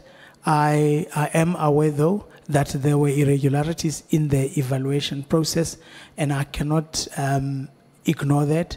But as for whether there was somebody that assisted, I have no information at my disposal. In your department, these pickups that you found, these findings that you found, are they part of your responsibilities to find, or they were found out somewhere else? Because Nguzwa ngathi, you're saying in your space, he did very well. The tender was awarded very well in your space, in your understanding. In my environment, in terms of whether we have picked up whether there were irregularities, I can confirm that we didn't pick up any irregularities. The internal audit audited and picked up the irregularities in terms of this tender. So if it is like that, as you say it, whose head must be on the block? I would have to wait for the audit report. Asibuyele emuva baba, sorry kancane. Yeah. Whose head must be on the block? As I've indicated, I would have to wait for the Okay, audit okay, report. okay, The okay. determination. Man kancane mfowethu. Let me, please, African people, help. The question is, what are you going to do? The question is, whose head must be on the block? Your head or somebody else's head? I operate in a collective, and I believe that in that collective, with the information that we were provided, we were correct. We just need to be in the position to justify, to find reasons why the evaluation process was transgressed. And then that investigation will then determine who needs to take accountability. Accountability must be placed on someone. Okay, I need to ask you this question. Please state your name on record. My name is Molefe Isaac Fani. Do that exactly. Whose head must be on the block? We would have to probe. Lolo, mana but asiyenzi belula. Whose head must be chopped should we find out ukuthi it was not done correctly? Who must be, whose fault is it? Ubani kumele simcharge? From where I am, Honorable Chair, members of the bid evaluation committee. Members. Yes. And when does it get to be you? When does it get to be you who must be chopped? If I have transgressed So in this regard, and I have not exercised my responsibilities. oh, okay. Help me here. I'm not. Chair, Yakulu? I see your light is on, Chair. Yeah, I'm warning you. Or you, time. Anyakwazi Chair, masengidibha in. Ayufuna ukungivimba. Ngiyadlala Chair, I'm ngiyadlala. warning you. You have 4 minutes left. Thank you, Chair. No, what I'm trying to get to here is this. You see, Mfethu, South Africa is suffering from leaders who don't want to take accountability. And if departments fail, there's chopping of players down there, but never the heads. So I want to know in this regard, if a department fails to pick up a tender of such amount, which has a whistleblower shot and killed kabuhlungu, why must it not be the heads, your head that must be chopped? Why must it be somebody out there? Maybe say to me, it must be you and your team. Can it be that? Would you advocate for that? No, You I wouldn't? would not. I am accountable for closing the gaps that have been identified in the process. in as far as taking accountability for the bid that is not evaluated properly, either fraudulently or otherwise, which the forensic investigation has to determine. And then we will then place responsibility with regards to that. But in as far as the exercise that I have done, assisted by the bid adjudication committee that surrounds me at that time, I would not take that accountability for now. But I do take accountability for the gaps that have been identified in the process, and I will definitely close those gaps. And if we find out that those gaps are vital, since if we find out that those gaps that you are talking about caused problems, they've destroyed people's life, they've also made people to die or be killed, if I may say. What must we do? I have to indicate that I have indicated in my submission that we have made sure that the procurement policy that we put in place has been vetted and has been reviewed by the policy committee. The reason for that is to make sure that all angles that could be problematic in terms of governance and controls are looked at by an independent body. And in this instance, because there are gaps that have been identified, we really need to go back and relook at those governance and review the process. Chair, I don't think I'll get answers. Yeah, I'm grateful, Chair, for the time. Thank you, my leader. Of course. Thank you so much. Honorable Kola Barnard. Thank you very much, Chair. Sir, you've spent much time telling us, or Doctor, I should say, telling us about the process. We have your graphic, bid specification committee, bid evaluation committee, bid adjudication committee. When you were at the Treasury, the SIU did an investigation into the SAPs and determined at the time that no bid evaluation committee was convened in regard to that PPE tender. Now, the bid evaluation committee, according to your graphic, bids and makes recommendations on the awards of a bid. So who made the recommendation at that stage? Was it by any chance the same person or same team who made the recommendation for this particular tender? I'm looking at who and what you inherited. All the documentation pertaining to this matter are out for investigation by the investigators. What I have been informed is that the process was followed. As to whether that process was legitimate or not, I am not privy to that information. It happened in my absence. I do know that there was a steering committee that was put in place to look at all the matters pertaining to the PPE. As to who are the members of, I do know that it was chaired by General Vuma, and there was a co-chair. As to who was part of other processes in the process, I'm not privy to that. I found the documentation not in my office. I do not have any documentation to make an informed comment on those documentations. I do hope when the final analysis comes out that you don't find that the self-same people who made sure that tender went through didn't make sure the Cat Matlala's tender went through. That would be most unfortunate. At that time, that particular corruption, that particular contract didn't go before the bid committee. Now, you knew that had happened when you came into the SAPs. And here we are. It seems to me you're telling us that this entire process with this tender to this person was either done behind your back or that you knew about it and allowed it in. I mean, those seem to me to be the two options. Is there another option? I didn't know about it. If there are only two options you are giving me, it was done behind my back. But what I know in front of me is information that was provided to me and the bid adjudication committee that was correct. And that's as far as I know. Is this the biggest tender that SAPS has ever proffered, 360 million? It's not the biggest tender that has been awarded by SAPS. No. Okay, I've looked through a few of the others and they're much smaller amounts. So I would have thought that this had been, probably would have been starred by you as head of the division as something one would have paid particular attention to, but that seems not to have happened. I do agree with my colleagues in asking that surely a contract of this magnitude would have or should have been carefully monitored in terms of the regulations, and yet it just wasn't. No background checks, in fact, no checks at all. A 2-minute Google search by a civilian would have prevented us from the need to be here today. That's my belief. So is it, I know you keep saying you're not to blame, and it seems many other people are, but surely the accounting officer, General Masimola, should he be held to account? It's either him or you. Somebody has to be held to account for this massive bungle. Your thoughts on that?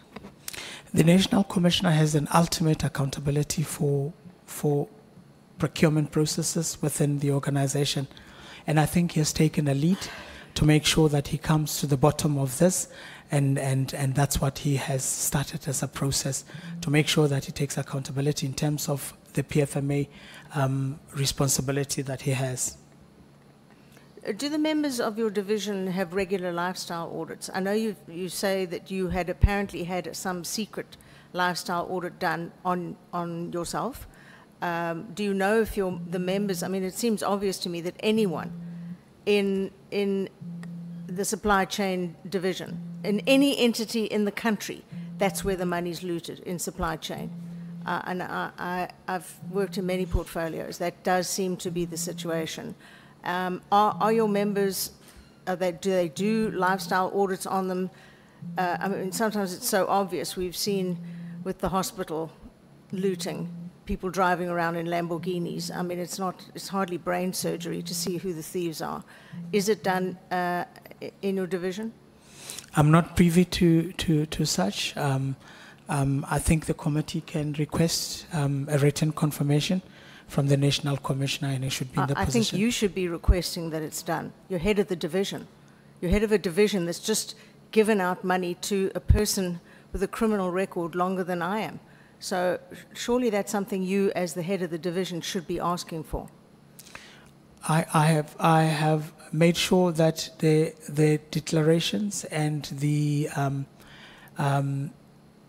making sure that they declare additional income out of the South African Police Service is done on annual basis, and I do get confirmation of that, and I do intercept that. I mean, I do interrogate that. I personally sign and give them permission if they want to do private work. And I do interrogate that. In instances where a person requests to do additional work for the services that they provide for subs, I do ask them in terms of how they're going to be able to do that, and I've declined some. And those are the two checks that I do. In as far as I'm looking at whether they are okay from a lifestyle perspective, risk and assurance does that. Mm. You say that the detection of corruption can't be detected during your processes. I'm wondering how that can be considered to be due diligence if it has such a glaring flaw, the system, or even the process. It seems you're trying to wash your hands of a massive case of crooked looting in your division, claiming you just couldn't have noticed. Now, I put it to you, this is a prime example of rubber stamping. I feel sure that the IDAC investigation will show what it's all about, but it just seems to me that you should have known what it was all about. You should have been there. You should have been able to stop it before it happened. Is that not your job as head of the division? It is my responsibility to make sure that the procurement processes in supply chain are seamless. I have indicated that where there is corruption that happens outside of the process, which leads to the process being flawed, I cannot detect that in the procurement process. That's why it is important that we have a technology that tracks every documentation that is submitted, so that we can be in the position to check for the deviations, if anything at all. And I'm accounting, and I've already activated that process, so that I can vouch that the documents that were submitted are indeed the documents that were used to evaluate the tenders. And that's what I'm hoping, that in the next financial year we will get allocation with regards to the technology that we need.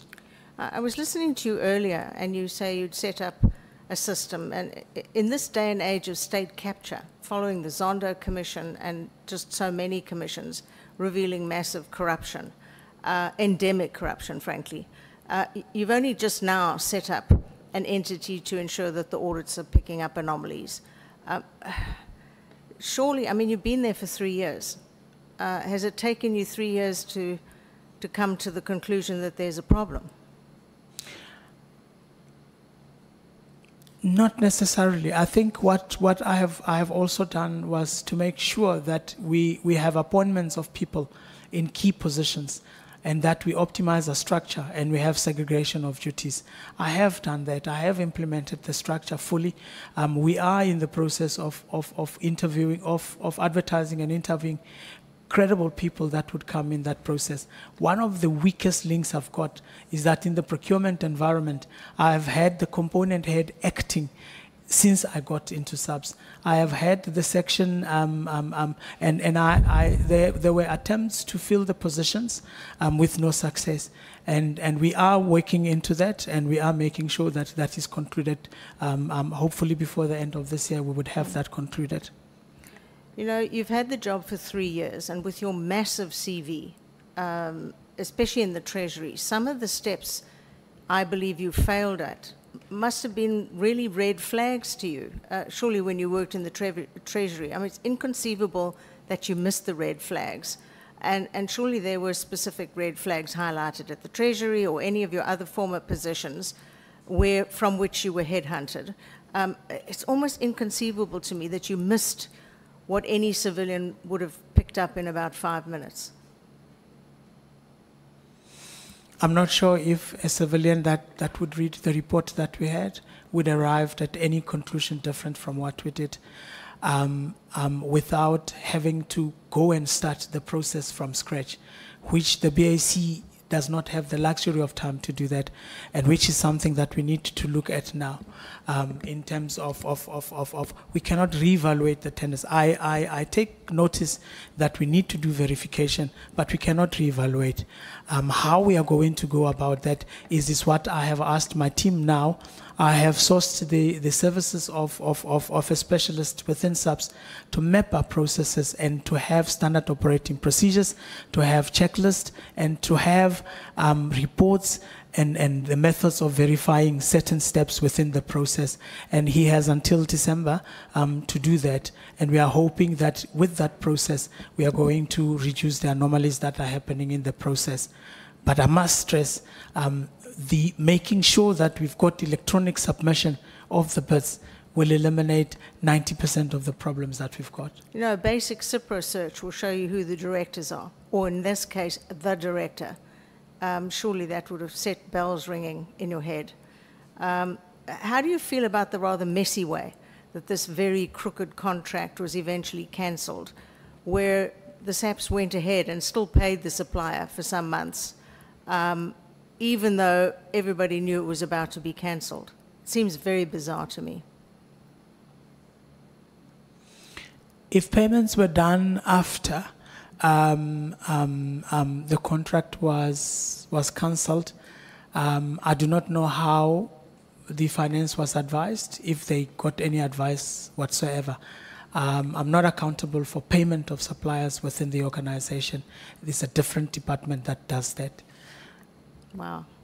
Okay, so for 3 years you've headed up the division, and each of those years, each of the three, the Auditor General says your division failed to have sufficient checks to prevent irregular expenditure. That's not just from this year.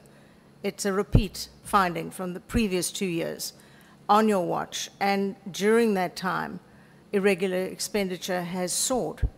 So do you feel like you're doing a good job?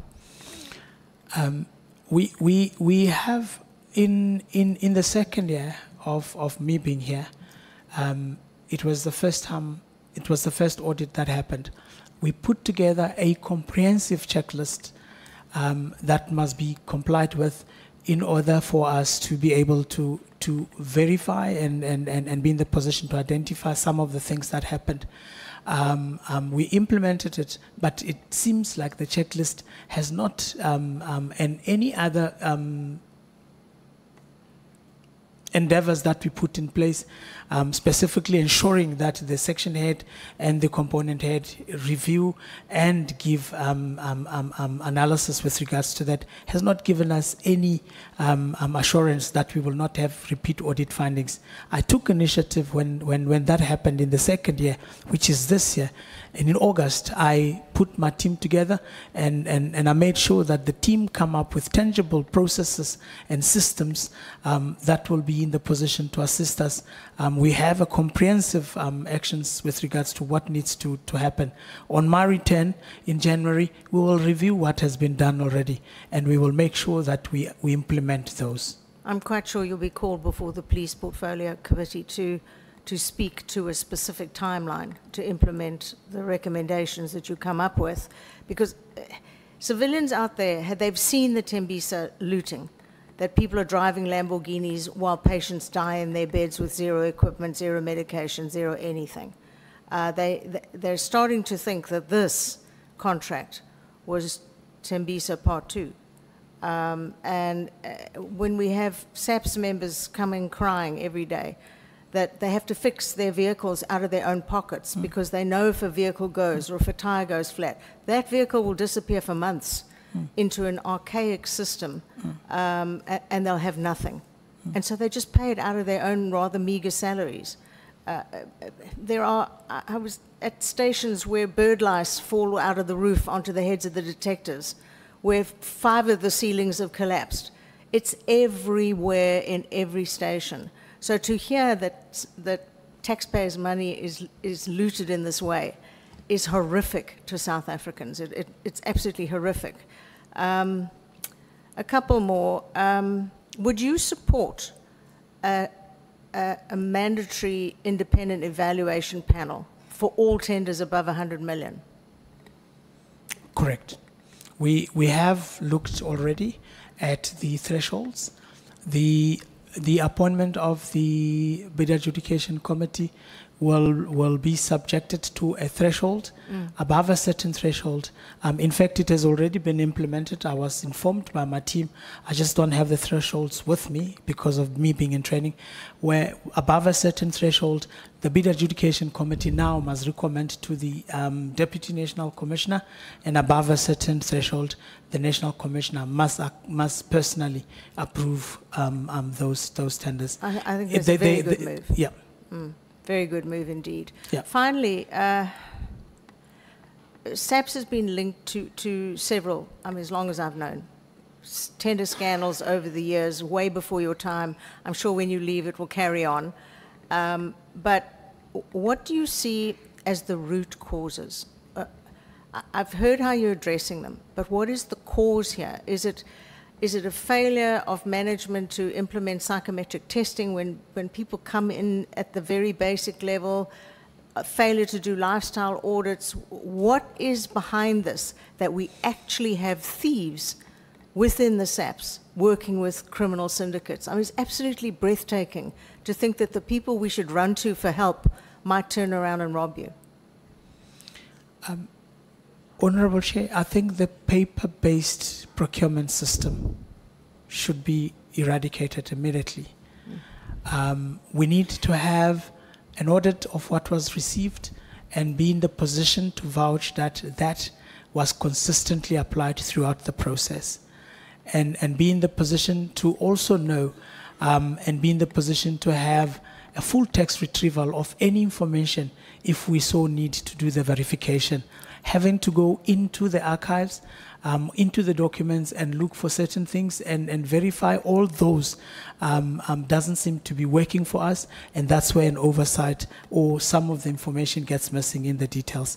I would really love to have a technology where we can submit tenders and we can have full text retrieval, or we can call up any report at any given time in any committee and be in the position to do the validation or reconciliation of what we have at our disposal. Thank you. I'm hoping that in 1 year's time, when you come back, when we see the Auditor General's report, we will not see a replication of the same complaint. and be told that there are hundreds of millions of rands of irregular expenditure, because that will all sit at your door. So we'll be watching. Thank you. Thank you, Chair. Thank you so much. Chief Whip? No, thanks, Chair. Chair, good afternoon, General. No, I think, General, many issues have been canvassed with you, so I'm just going to deal with very few issues. I think the first one, I want to follow up on the question that was asked by, I think it's Honorable Matheus, if I'm not mistaken, but it's a question about what appears to have been a javelin, where somebody works in a process that produces a certain outcome on a contract and then disappears from SAPS to go and become part of a company that has acquired a tender. Would you not consider that as a sophisticated level of corruption? It appears from a layman's perspective, it appears to be questionable in terms of you are in the process, you resign and you go and work for the person that tendered. But it would require, it is a red flag, it would require to be probed, and we need to get to the bottom of that and make sure that if there is any malpractices in terms of that move, then it is dealt with accordingly. But General, you think that under normal circumstances, the world is designed like that? It's not. It's not? No. So then you can't say for a layman, even for the other man who's not lay. The logical conclusion should be to say, this was a javelin, and this is a sophisticated act of corruption. Correct. It would therefore follow that in the process of the awarding this tender, it's justified to conclude that at least we have one example, there may be others not yet confirmed, that there were people who engaged in the process with a criminal intent. It appears correct. Okay. Now, the second issue I want to follow up on is the one by, maybe before I follow up on that issue, I think it's on paragraph 64 of your main statement, where you are making references, maybe let me go there with you, where you are making references to the fact that 64, the procurement component head is responsible for retaining all that paragraph. You see that paragraph, General. And then your next sentence there says, I cannot personally vouch for missing documents as I rely on the integrity of the process and the report signed by those directly involved. You see that paragraph? Have you ever asked this procurement person a question about this matter? Have you ever asked this person, him or he, what happened to them? What is your own view about the missing document? Notwithstanding the fact that, as you indicated, the National Commissioner has sanctioned an investigation on the matter, but have you ever asked a question? Because it would seem to me that, naturally, as a chair of the BAC, and something like that occurs, and there is someone that should have been more responsible in that I would have asked a question. The issue of documentation management is a concern. And that's why I have indicated, Honorable Chair, that we need to have a technology that assists us with electronic submission. It will completely eliminate the issue of documents that go missing when they have to be audited. It becomes questionable if the document was there and all of a sudden the document is no longer there in the process. And because it is a paper-based system, it becomes very difficult for me to manage document management. We do have document management center where all the documents are supposed to be archived, but from time to time we do get documents that are missing. And I therefore require that I have an electronic system to be in the position to do that.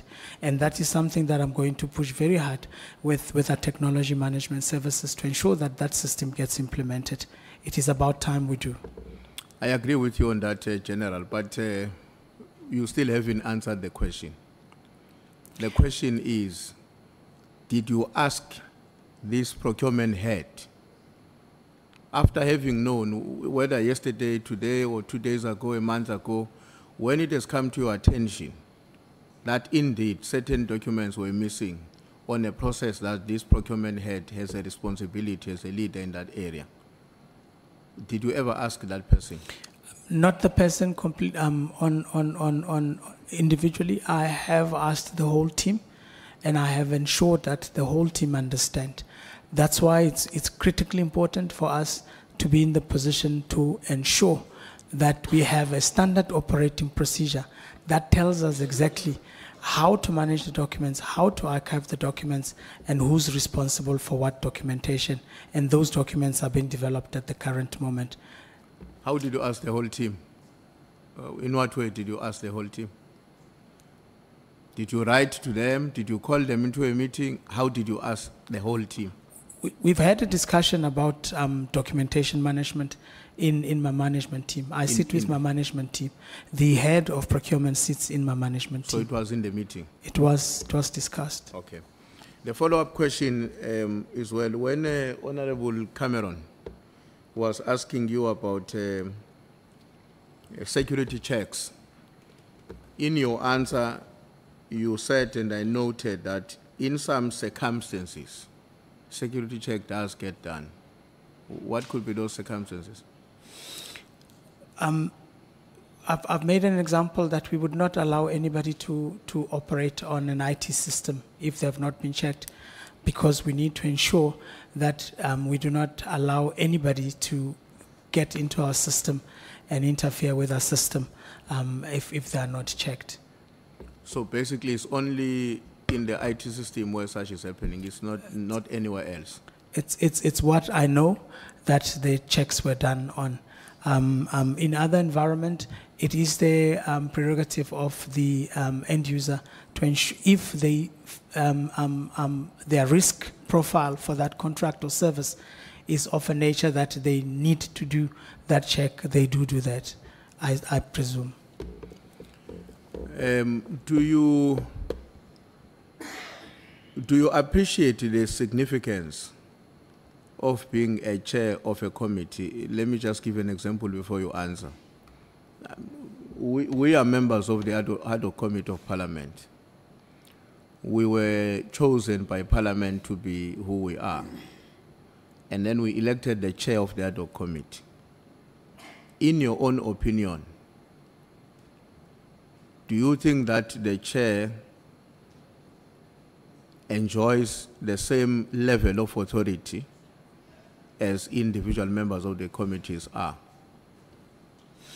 And maybe let me add and say, in circumstances where the committee veers off of its mandate or responsibility, and therefore accountability has to be enforced, do you think that while we may be collectively responsible for that as members, but the chair would not have an additional responsibility? The appointment letter of the members of the committee places responsibility on each member of the committee equally, except that I have an additional point where I must chair, and the deputy chair has an additional responsibility to deputize. But it does not take away the fact that I need to ensure, as the chairperson of the committee, that I share the meeting in such a way that the award of the tender is, or the adjudication of the tender has been done in a manner that is diligent for us to be to take accountability and to be proud of the results of what we have adjudicated. So in a sense, you confirm that, or you agree with my understanding that the chair, by virtue of being the chair, has added responsibilities. The appointment letter, I need to state it in this manner. The appointment and the rights I have is exactly the same rights as any bid adjudication committee member.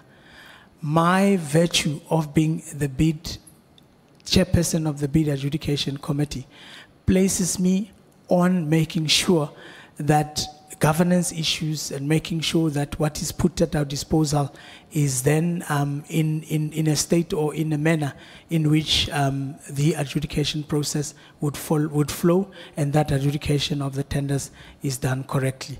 That is my, in a way, I would say that then places me above everybody else to ensure that all those processes are done correctly. It's by virtue of my appointment as the chairperson, but more specifically, my appointment as a divisional commissioner. Okay, so which means that in terms of accountability, because you talked about responsibilities that you said members of the committee enjoys the same level of responsibility, but I would imagine that beyond responsibility also comes the question of authority. As the chair, yes. And accountability. Correct. So in essence, the chair of the committee should be more, is expected to be more, to have added responsibilities, which include additional responsibility for accountability, as compared to ordinary members of a committee. Chair, I would more go along with the issue that accountability is equal for members of the bid adjudication committee, but I have authority by virtue of being the chair, as the honorable member has said. But you remember that you are exercising your responsibility in this context, both in terms of your substantive role in SAPS. Correct. As well as the assignment given to you by the National Commissioner to chair the BAC. Correct.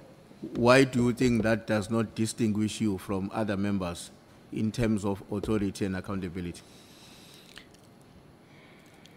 In this specific instance, where I have, together with other members, adjudicated on the matter, as I've indicated, I have looked independently on the issues and did not pick up any, and the members also independently did that and they did not pick up any. When we jointly met in the bid adjudication committee, we consolidated our efforts, we consolidated our thinking around the matter, and we have all arrived at that.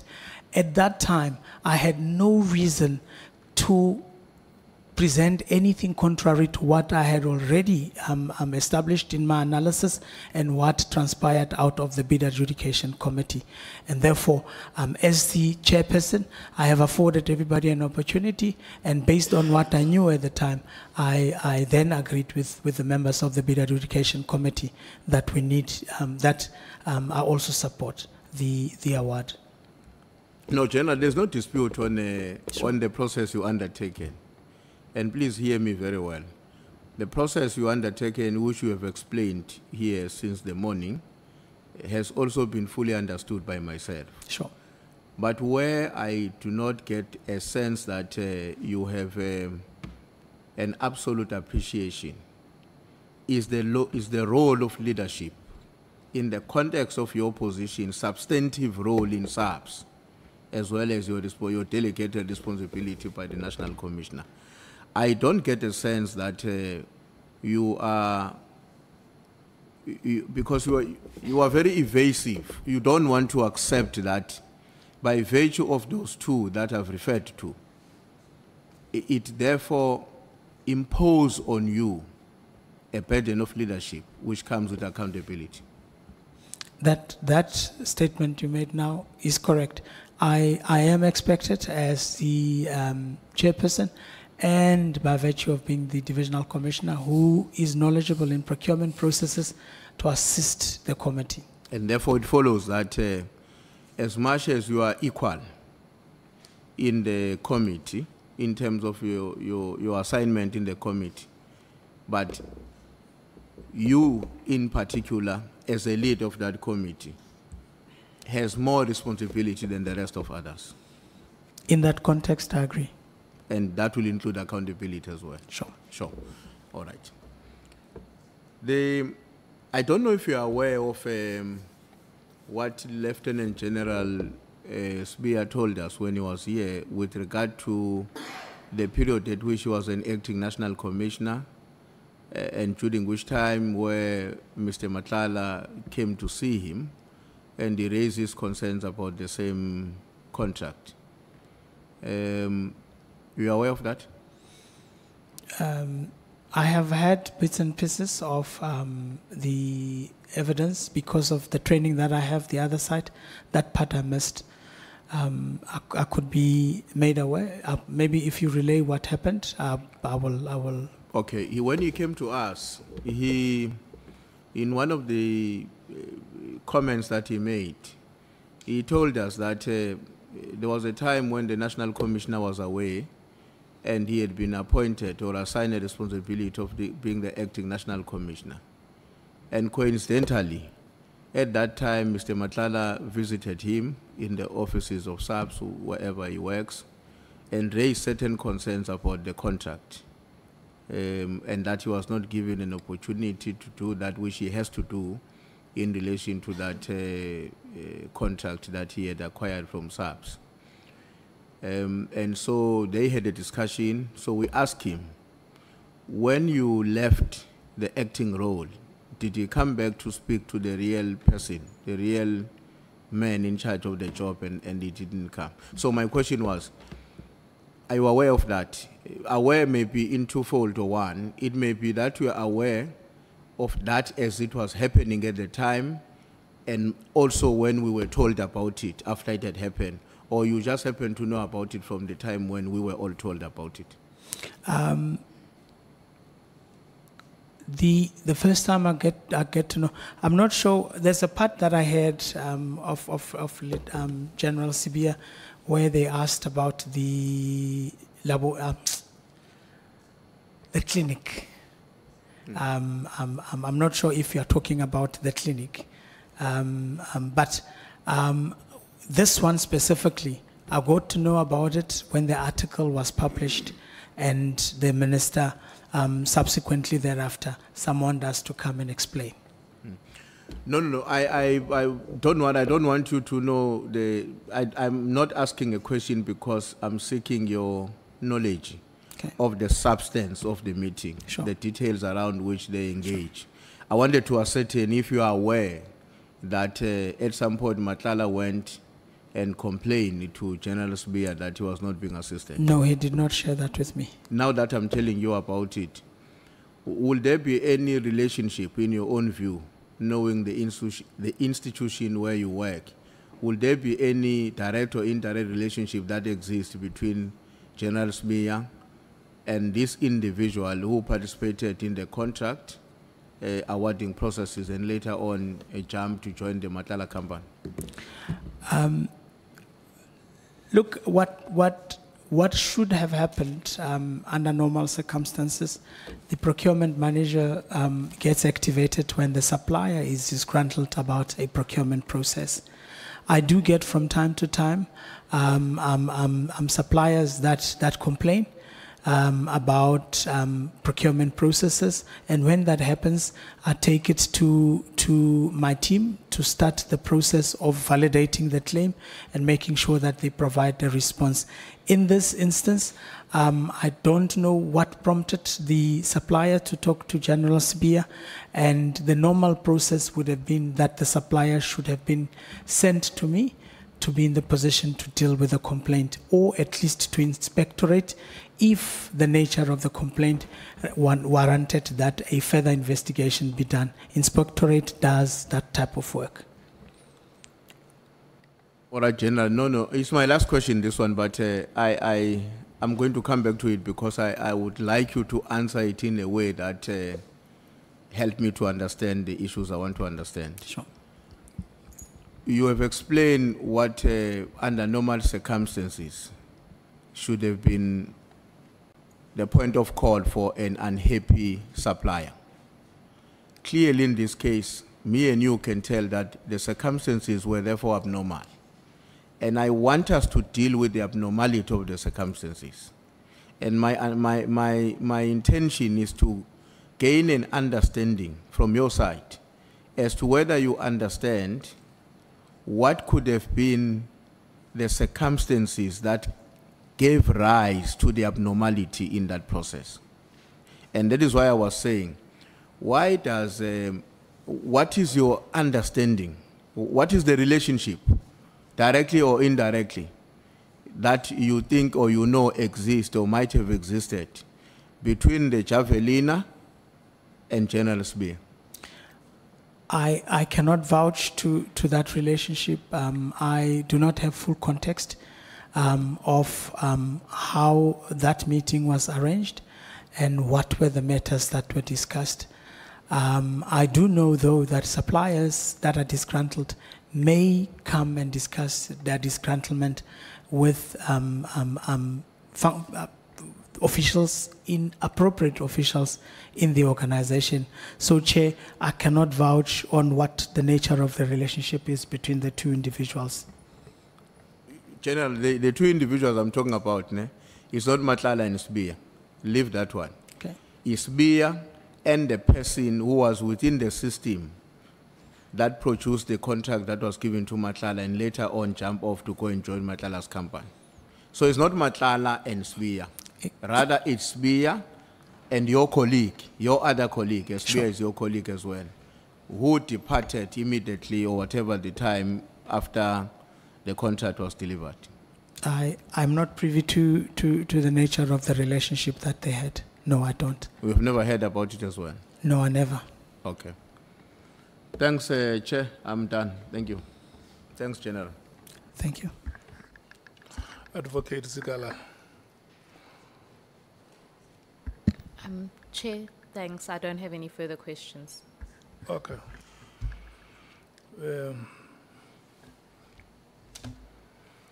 Honorable members, I want to thank you so much.